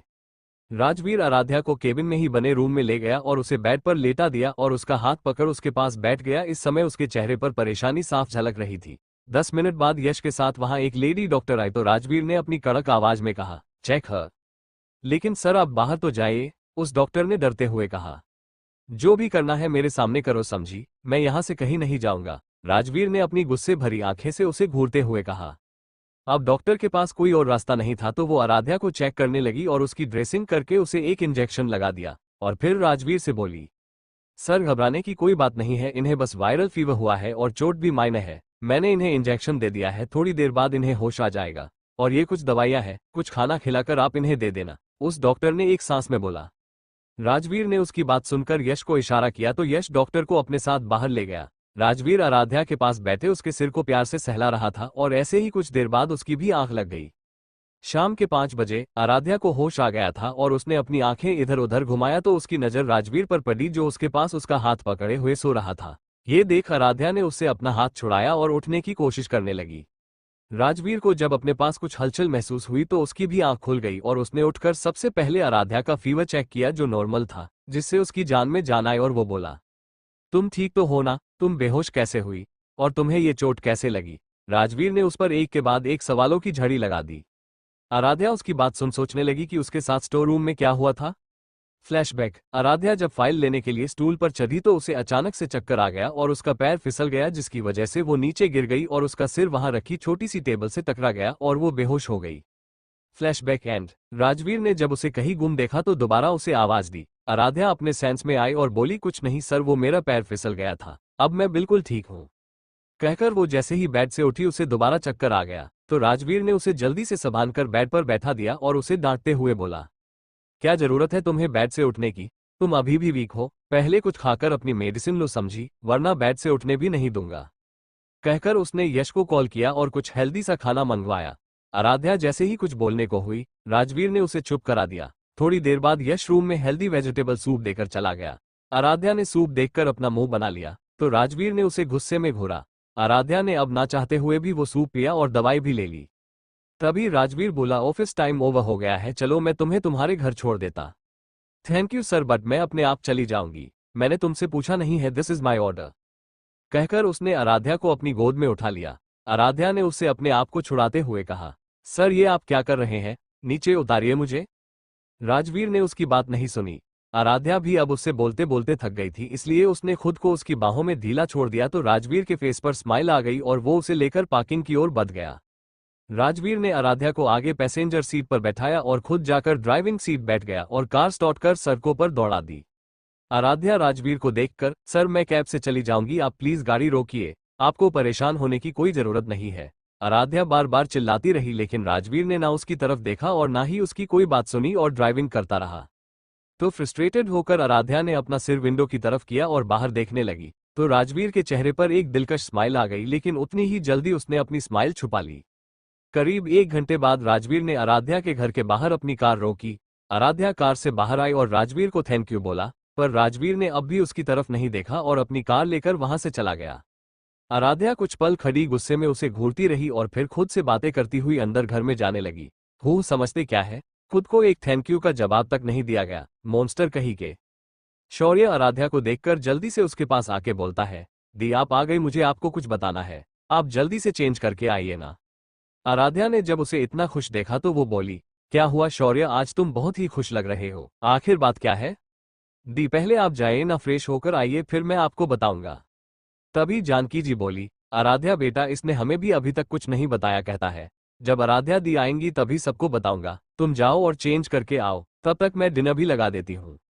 जी आंटी, कहकर आराध्या अपने रूम में चली गई। थोड़ी देर बाद सभी डाइनिंग टेबल पर इकट्ठा थे, तभी राघवेंद्र जी बोले, शौर्य बेटा अब तो बताओ कि क्या बात है जो तुम हमें बताना चाहते हो।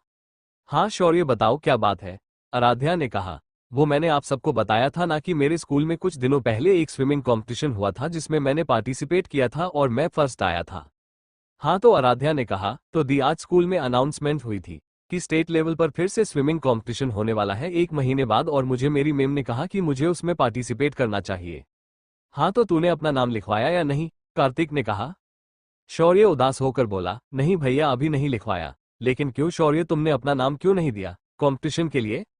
जानकी जी ने कहा, आंटी मैं नाम तो लिखवा दूंगा, लेकिन मुझे प्रैक्टिस की जरूरत होगी और हमारे पास तो स्विमिंग पूल और कोच दोनों ही नहीं है, तो मैं प्रैक्टिस कैसे करूंगा, और स्कूल में बस 1 घंटा ही प्रैक्टिस करवाई जाती है।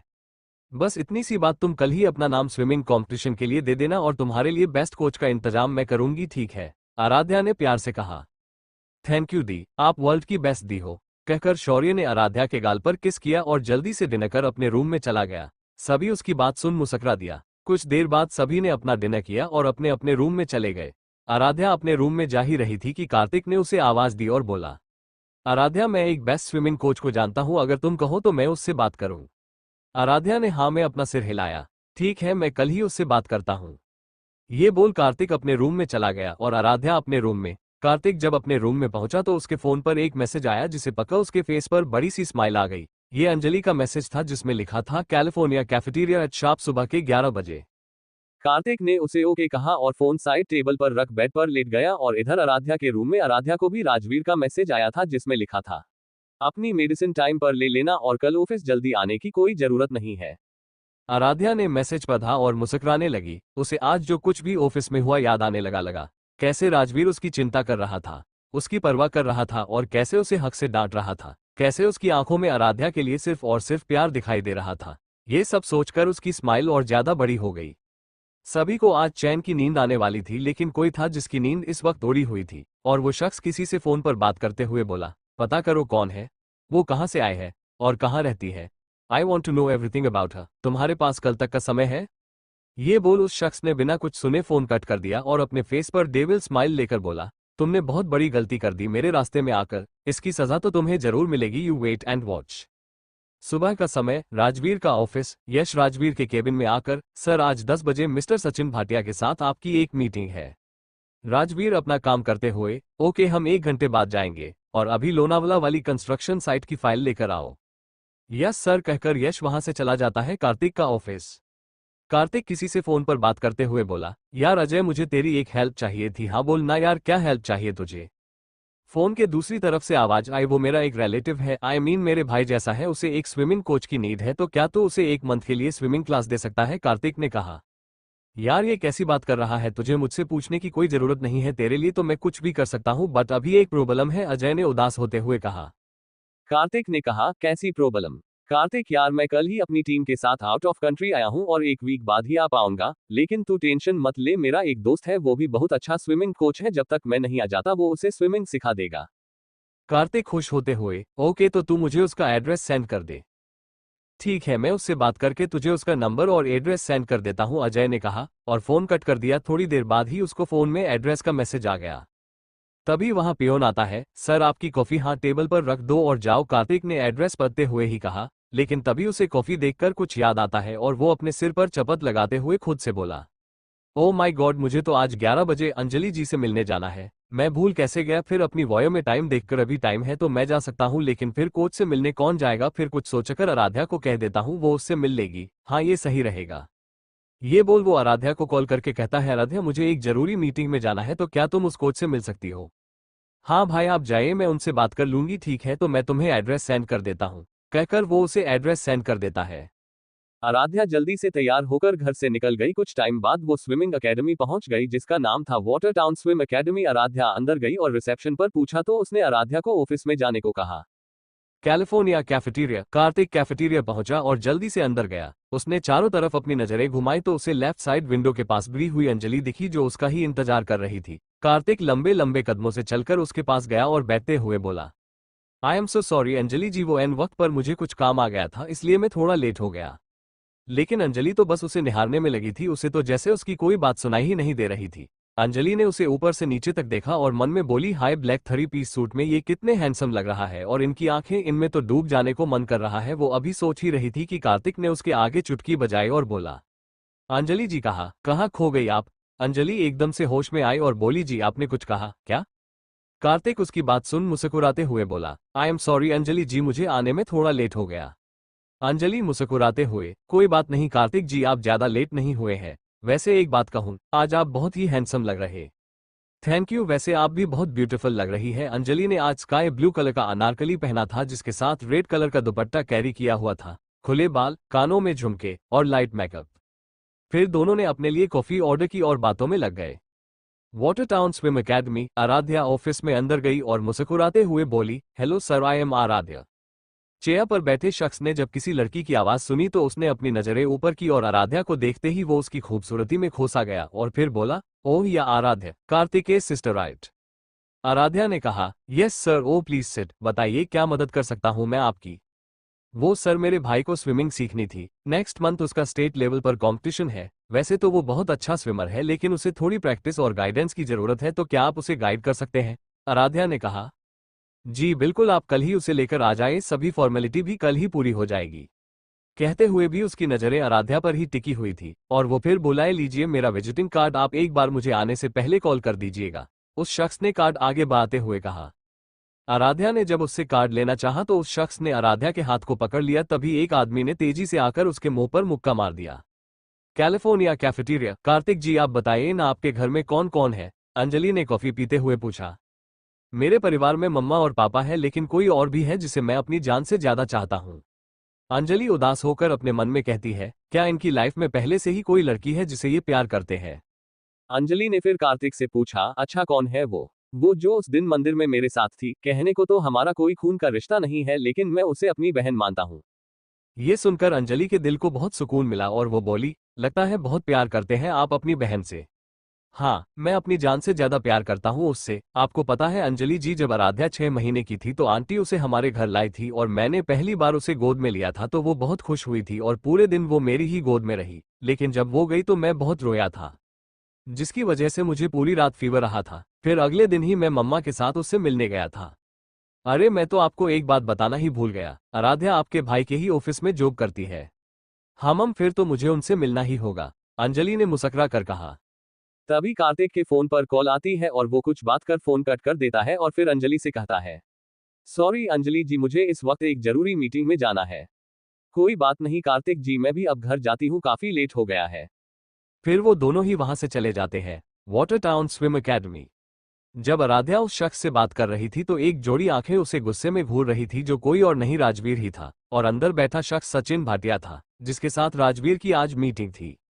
राजवीर एक इम्पोर्टेंट कॉल अटेंड करने के लिए दूसरी साइड गया था और जब वापस आया तो आराध्या को वहां पाया और जब सचिन ने आराध्या का हाथ पकड़ा तो राजवीर का पारा हाई हो गया। उसने सचिन को मुक्का जड़ दिया और गुस्से में बोला, यश मिस्टर भाटिया के साथ हमारी जितनी भी मीटिंग्स हैं वो सब कैंसिल कर दो, कैंसिल कर दो। कहकर उसने आराध्या का हाथ पकड़ा और उसे खींच के अपने साथ बाहर ले गया।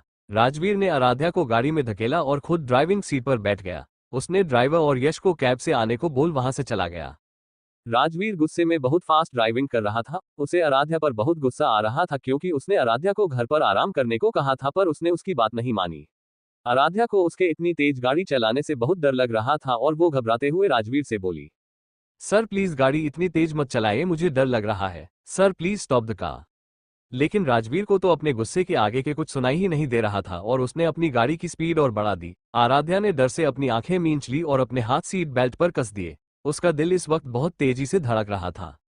कुछ देर बाद राजवीर ने गाड़ी एक सुनसान सड़क पर रोकी और गाड़ी से बाहर आया और दूसरी साइड से आराध्या को हाथ पकड़कर बाहर निकाला और उसे कंधों से पकड़ कार से सताते हुए बोला, तुमने मेरी बात ना मानने का मन बना लिया है क्या?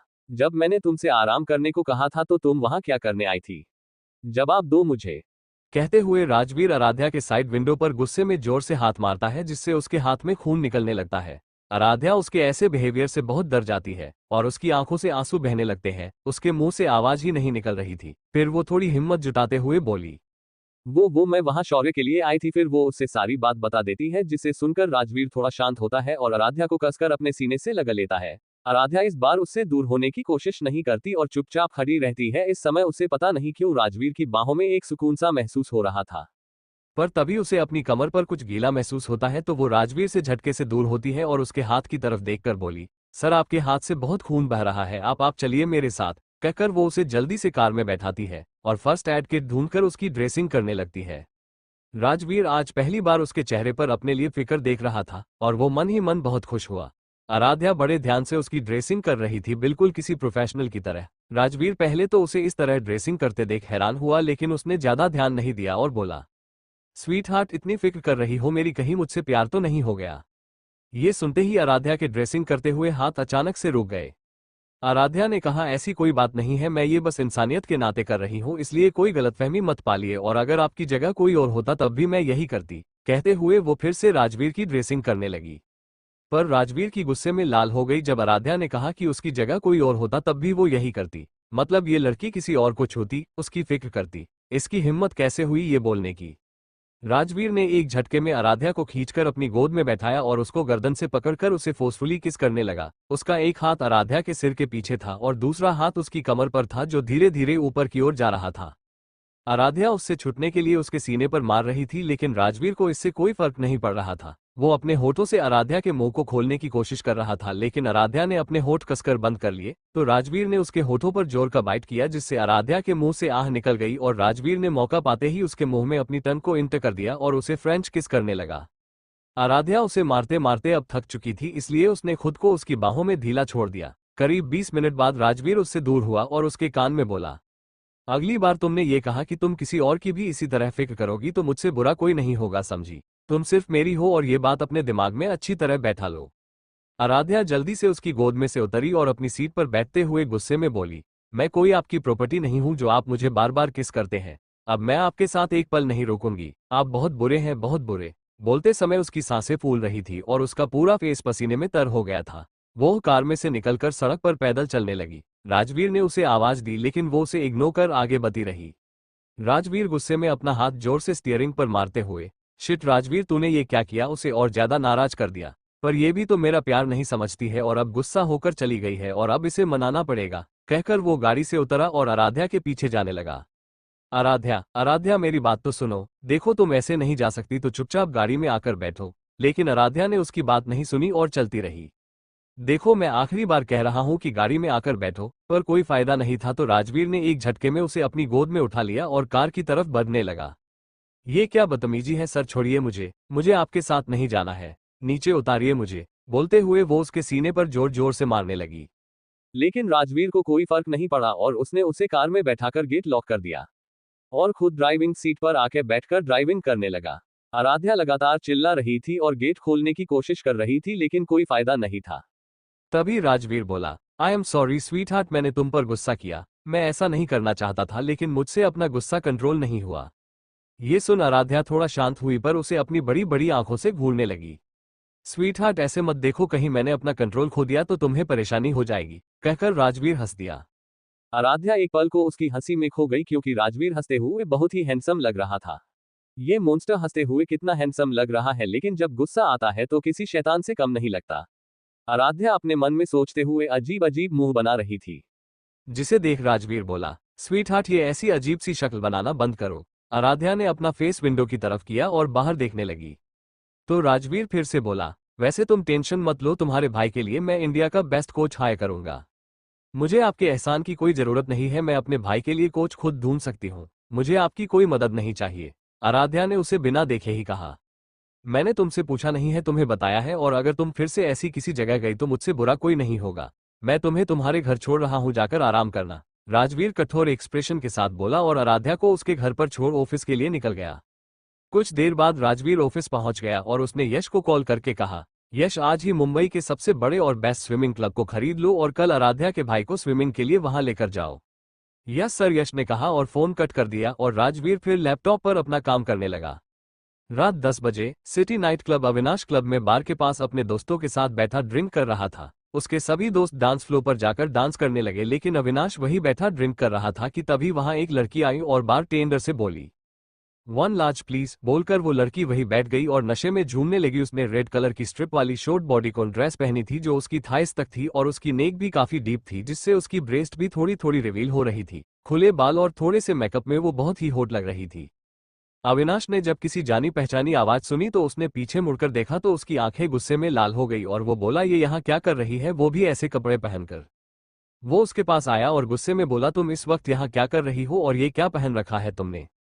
वो लड़की झूमते हुए बोली, तुम कौन हो। ओ हाँ याद आया मुझे, तुम तो वही बदतमीज हो ना जो मुझे जबरदस्ती उस दिन किस कर रहे थे और मुझे रोज कॉल करके परेशान भी करते हो और अब तुम यहाँ भी मेरे पीछे आ गए।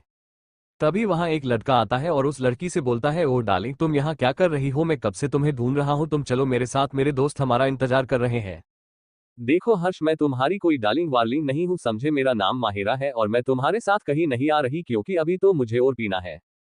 ये बोल वो फिर से ड्रिंक करने लगी तो हर्ष ने जबरदस्ती उसे कमर से पकड़ा और उसे खींचकर ले जाने लगा। अविनाश की नजर जैसे ही उसके हाथ पर गई तो उसका खून खोल गया। उसने हर्ष के मुंह पर एक मुक्का जड़ दिया। हर्ष जो पहले से ही नशे में चूर था, अविनाश के मुक्का मारने की वजह से बेहोश होकर जमीन पर गिर गया और उसकी नाक से खून बहने लगा। वहां भीड़ जमा हो गई और हर्ष के दोस्त जब वहां आए तो अविनाश से डरकर जल्दी से उसे वहां से ले गए। अविनाश ने भी माहिरा का हाथ कसकर पकड़ा और उसे अपने साथ खींचता हुआ ले गया। माहिरा उससे अपना हाथ छुड़ाते हुए, तुम मिस्टर बदतमीज छोड़ो मेरा हाथ, मुझे नहीं जाना तुम्हारे साथ, छोड़ो छोड़ो मुझे। लेकिन अविनाश ने उसकी एक नहीं सुनी और उसके हाथ पर अपनी पकड़ और कस दी और तेजी से चलने लगा। हाई हिल्स की वजह से माहिरा का पैर मुड़ गया तो अविनाश ने उसे अपनी गोद में उठाया और जबरदस्ती गाड़ी में पटक दिया और खुद ड्राइविंग सीट पर बैठ गाड़ी ड्राइव करने लगा। माहिरा का नशा तो जैसे उसकी इस हरकत की वजह से उतर सा गया और वो जोर से चिल्लाते हुए बोली, मी बदतमीज, कहाँ लेकर जा रहे हो मुझे, गाड़ी रोको, मुझे नहीं जाना तुम्हारे साथ कहीं भी। अविनाश ने इस बार भी उसकी बात को अनसुना कर दिया। 1 घंटे बाद अविनाश का फार्म हाउस। अविनाश ने गाड़ी रोकी और बाहर निकल माहिरा को अपने कंधे पर उठाया और अंदर जाने लगा। अविनाश का ये फार्म हाउस जंगल के बीचों बीच था। यहाँ वो कभी कभी ही आता था, इसलिए यहाँ कोई सर्वेंट्स भी नहीं थे, बस एक केयर टेकर था जो सुबह ही साफ सफाई करके चला जाता था। अविनाश उसे अपने मास्टर बेडरूम में ले गया और उसे बेड पर पटक दिया और अपनी शर्ट के बटन खोलने लगा। माहिरा जल्दी से उठी और डर के मारे बेड पर पीछे की तरफ सरकने लगी। उसकी ड्रेस भी अस्त व्यस्त हो गई थी। माहिरा डरते हुए, देखो ये क्या कर रहे हो तुम, प्लीज मुझे जाने दो। अविनाश उसके पास आते हुए, तुम उस लड़के के साथ क्या कर रही थी, वो भी ऐसे कपड़े पहनकर, बहुत शौक चढ़ा है ना तुम्हें ऐसे कपड़े पहनने का, लगता है तुम्हें उस दिन की मेरी बात समझ में नहीं आई। चलो कोई बात नहीं, अब मैं तुम्हें अच्छी तरह से समझा दूंगा। ये बोल उसने अपनी शर्ट उतार दी और माहिरा का पैर पकड़ उसे अपने पास खींच लिया और उसको सिर से पकड़कर अपने करीब किया और उसके होठों को अपने होठों से ब्लॉक कर दिया। वो उसे बहुत ही रूडली किस कर रहा था, जिससे माहिरा की आंखों में आंसू आ गए और वो उससे छूटने के लिए झटपटाने लगी। उसका एक हाथ माहिरा के सिर के पीछे और दूसरा हाथ उसकी पीठ पर चल रहा था। माहिरा की जब सांसें फूलने लगी तो अविनाश ने उसे छोड़ा और उसके गले पर किस और बाइट करने लगा। माहिरा ने उसे अपने दोनों हाथों से धक्का देने की कोशिश की तो अविनाश ने उसके दोनों हाथ अपने एक हाथ में पकड़ लिए और दूसरे हाथ से उसके ड्रेस की जिप खोल दी। और अविनाश ने जैसे ही माहिरा की जिप खोली तो माहिरा एकदम से तेज तेज रोने लगी। अविनाश ने जब उसका रोना सुना तो वो अपनी सेंस में आया और अपने कानों पर हाथ रखते हुए बोला, अरे चुप हो जा मेरी माँ, इतनी तेज कौन रोता है, रो रो कर क्यों मेरे कान के पर्दे फाने पर तुली है, प्लीज चुप हो जा। लेकिन माहिरा का रोना अब और भी तेज हो गया था। वो बिल्कुल छोटे बच्चे की तरह रो रही थी। अविनाश से जब बर्दाश्त नहीं हुआ तो उसने माहिरा के मुंह को अपने हाथ से बंद कर दिया और बोला, अरे प्लीज चुप हो जा मेरे लड़ाकू विमान, मैं तो बस तेरे साथ मजाक कर रहा था, मेरा कोई इरादा नहीं है तेरे साथ ये सब करने का, ये सिर्फ और सिर्फ मजाक था और अब मैं हाथ हटा रहा हूँ, प्लीज रोना मत। माहिरा जो उसकी बात सुन चुप हो गई थी, वो अब खामोशी से उसे घूरने लगी। अविनाश ने उसके मुंह से हाथ हटाया और थोड़ा दूर होकर नीचे पड़ी अपनी शर्ट पहनने लगा। माहिरा अब भी उसे गुस्से में घूर रही थी तो अविनाश अपने बालों में हाथ फेरते हुए बोला, क्या ऐसे क्या देख रही हो, क्या इतना ज्यादा हैंडसम हूं मैं कि तुम अपनी नजरें भी मुझसे हटा नहीं पा रही हो, वैसे तुम भी इस ड्रेस में बहुत ही हॉट लग रही हो बिल्कुल। वो आगे कुछ कहता कि तभी माहिरा ने उसके मुंह पर जोर से एक तकिया फेंक कर मारा और खुद को बेडशीट से कवर करके बोली, तुम सच में बहुत बदतमीज और बेशर्म हो, ऐसा मजाक कौन करता है। अविनाश अपना सर सहलाते हुए, भूल गई उस दिन मॉल में तुमने मेरे साथ क्या किया था, ये बस उसी का रिवेंज है। अविनाश की बात सुन माहिरा याद करती है कि मॉल में क्या हुआ था। Flashback, we are shopping mall. Avinash अपनी मीटिंग के सिलसिले में यहाँ आया था और जब मीटिंग ओवर हुई तो वो वहां से जाने लगा, लेकिन उसे एक शॉप पर अपने लिए एक शर्ट बहुत पसंद आई और वो उस शर्ट को लेकर ट्रायल रूम की तरफ चला दिया। रूम का डोर ओपन होने की वजह से वो सीधे रूम में घुस गया और सामने का नजारा देख उसकी आंखें हैरानी में बड़ी हो गई।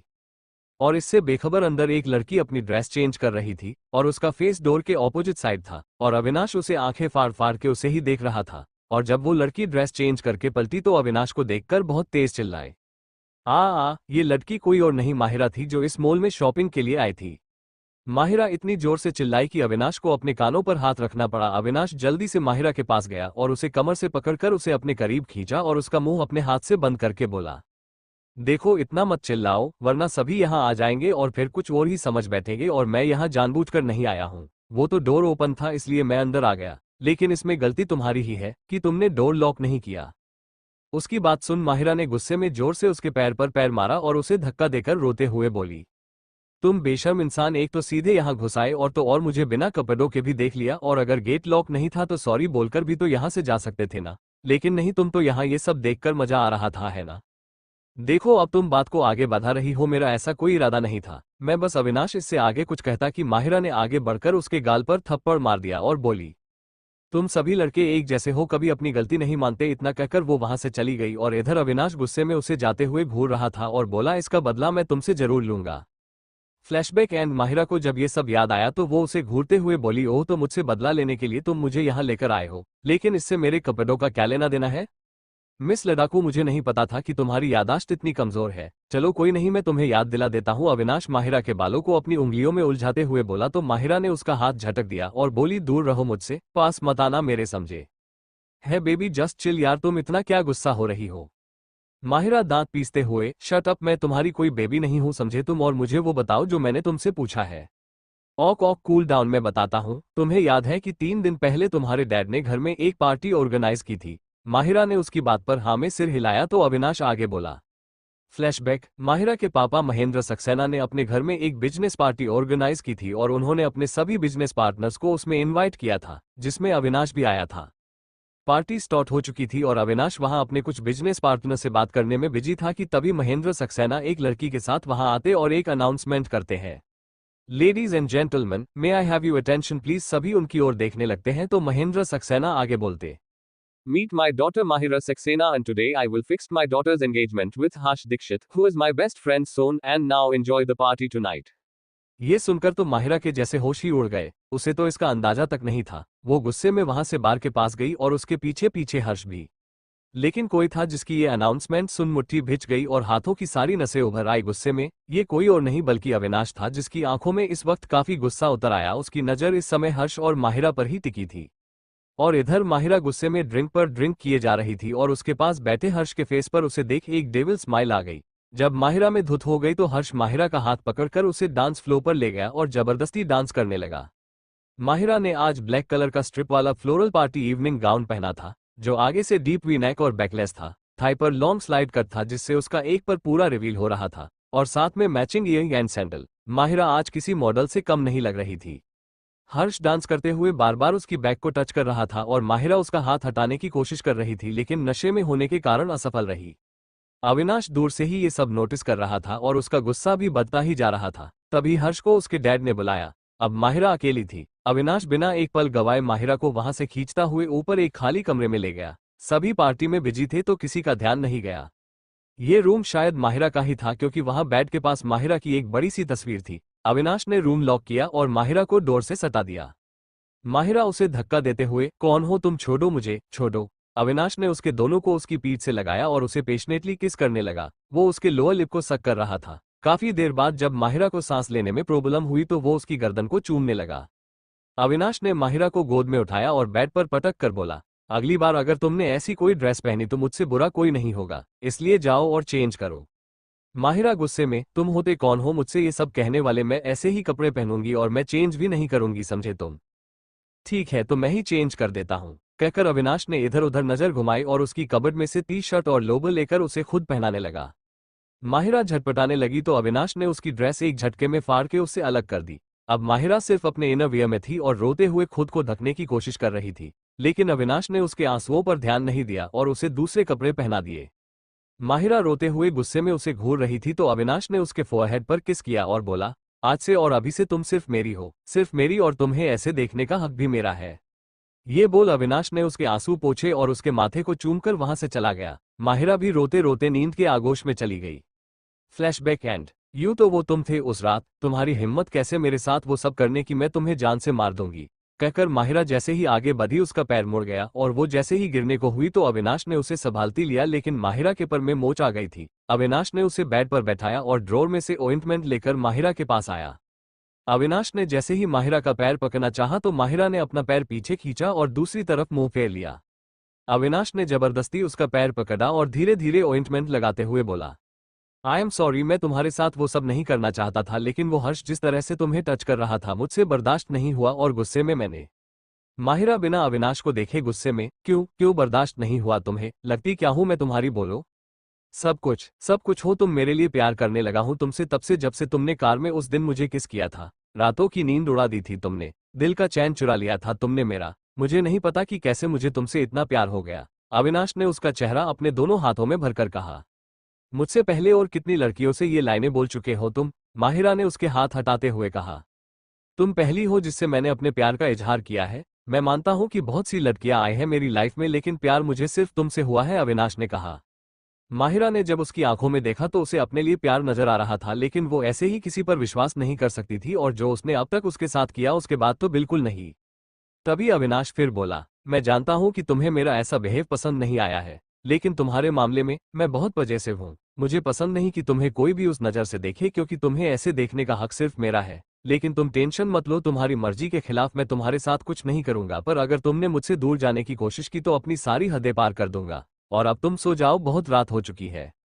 ये बोल उसने उसे लिटाया और अच्छे से ब्लैंकेट से कवर करा और उसके फोरहेड पर किस करके काउच पर सोने चला गया। माहिरा तो बस आंखें फाड़कर उसे देखे जा रही थी। उसने करवट ली और उसके चेहरे पर एक क्यूट सी स्माइल आ गई। अगली सुबह आराध्या के घर, आज संडे था तो आराध्या की ऑफिस की छुट्टी थी और सभी घर पर ही थे, सिवाय कार्तिक के, क्योंकि वो कल रात को एक मीटिंग के लिए मुंबई से बाहर चला गया था।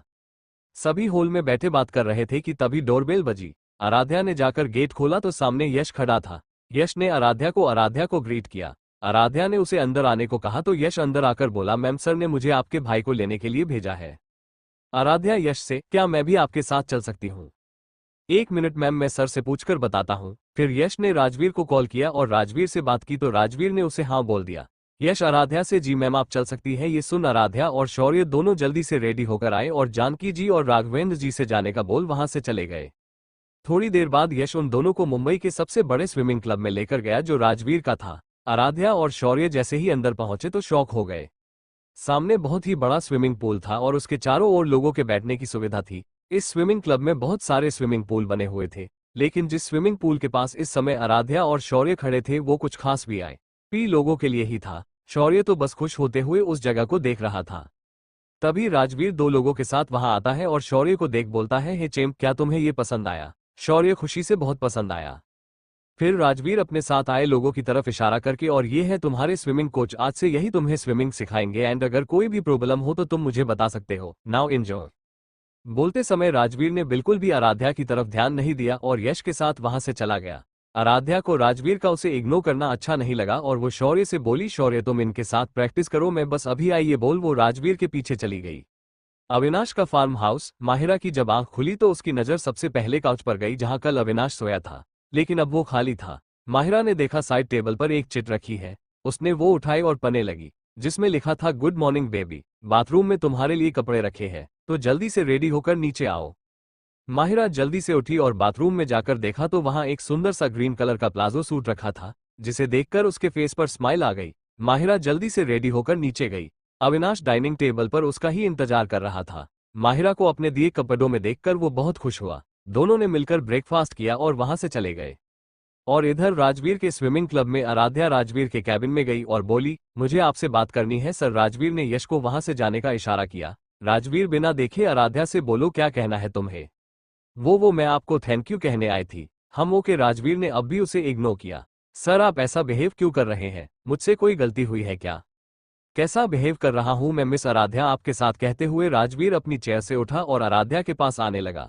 आराध्या उसके इस तरह पास आने से पीछे की ओर कदम बढ़ाने लगी और पीछे होते होते जैसे ही सोफे से टकराकर गिरने को हुई तो उसने झट से राजवीर का कोट पकड़ लिया और बैलेंस न संभाल पाने के कारण दोनों ही सोफे पर गिर गए। अब नजारा ऐसा था कि आराध्या राजवीर के नीचे दबी हुई थी और उसकी करीबी से आराध्या सांसों की रफ्तार बढ़ गई थी। राजवीर आराध्या से, हाँ तो मिस आराध्या आपने कुछ जवाब नहीं दिया। आराध्या ने अपनी गर्दन एक साइड कर ली क्योंकि वो राजवीर की इतनी करीबी को फेस नहीं कर पा रही थी और हकलाते हुए बोली, वो आप मुझे ही इग्नोर कर रहे थे तो आपको इससे क्या मिस आराध्या? आपको तो कोई फर्क नहीं पड़ता ना, तो फिर क्यों इतनी बेचैनी हो रही है मेरी एक नजर के लिए? क्यों आपका दिल इतनी तेजी से शोर मचा रहा है मेरे पास होने से? है कोई जवाब आपके पास? हाँ, नहीं है मेरे पास कोई जवाब और ना ही मैं ढूंढना चाहती हूँ और अब मुझे जाने दीजिए कहकर आराध्या उठने लगी तो राजवीर ने, thanks for watching, subscribe for more amazing stories.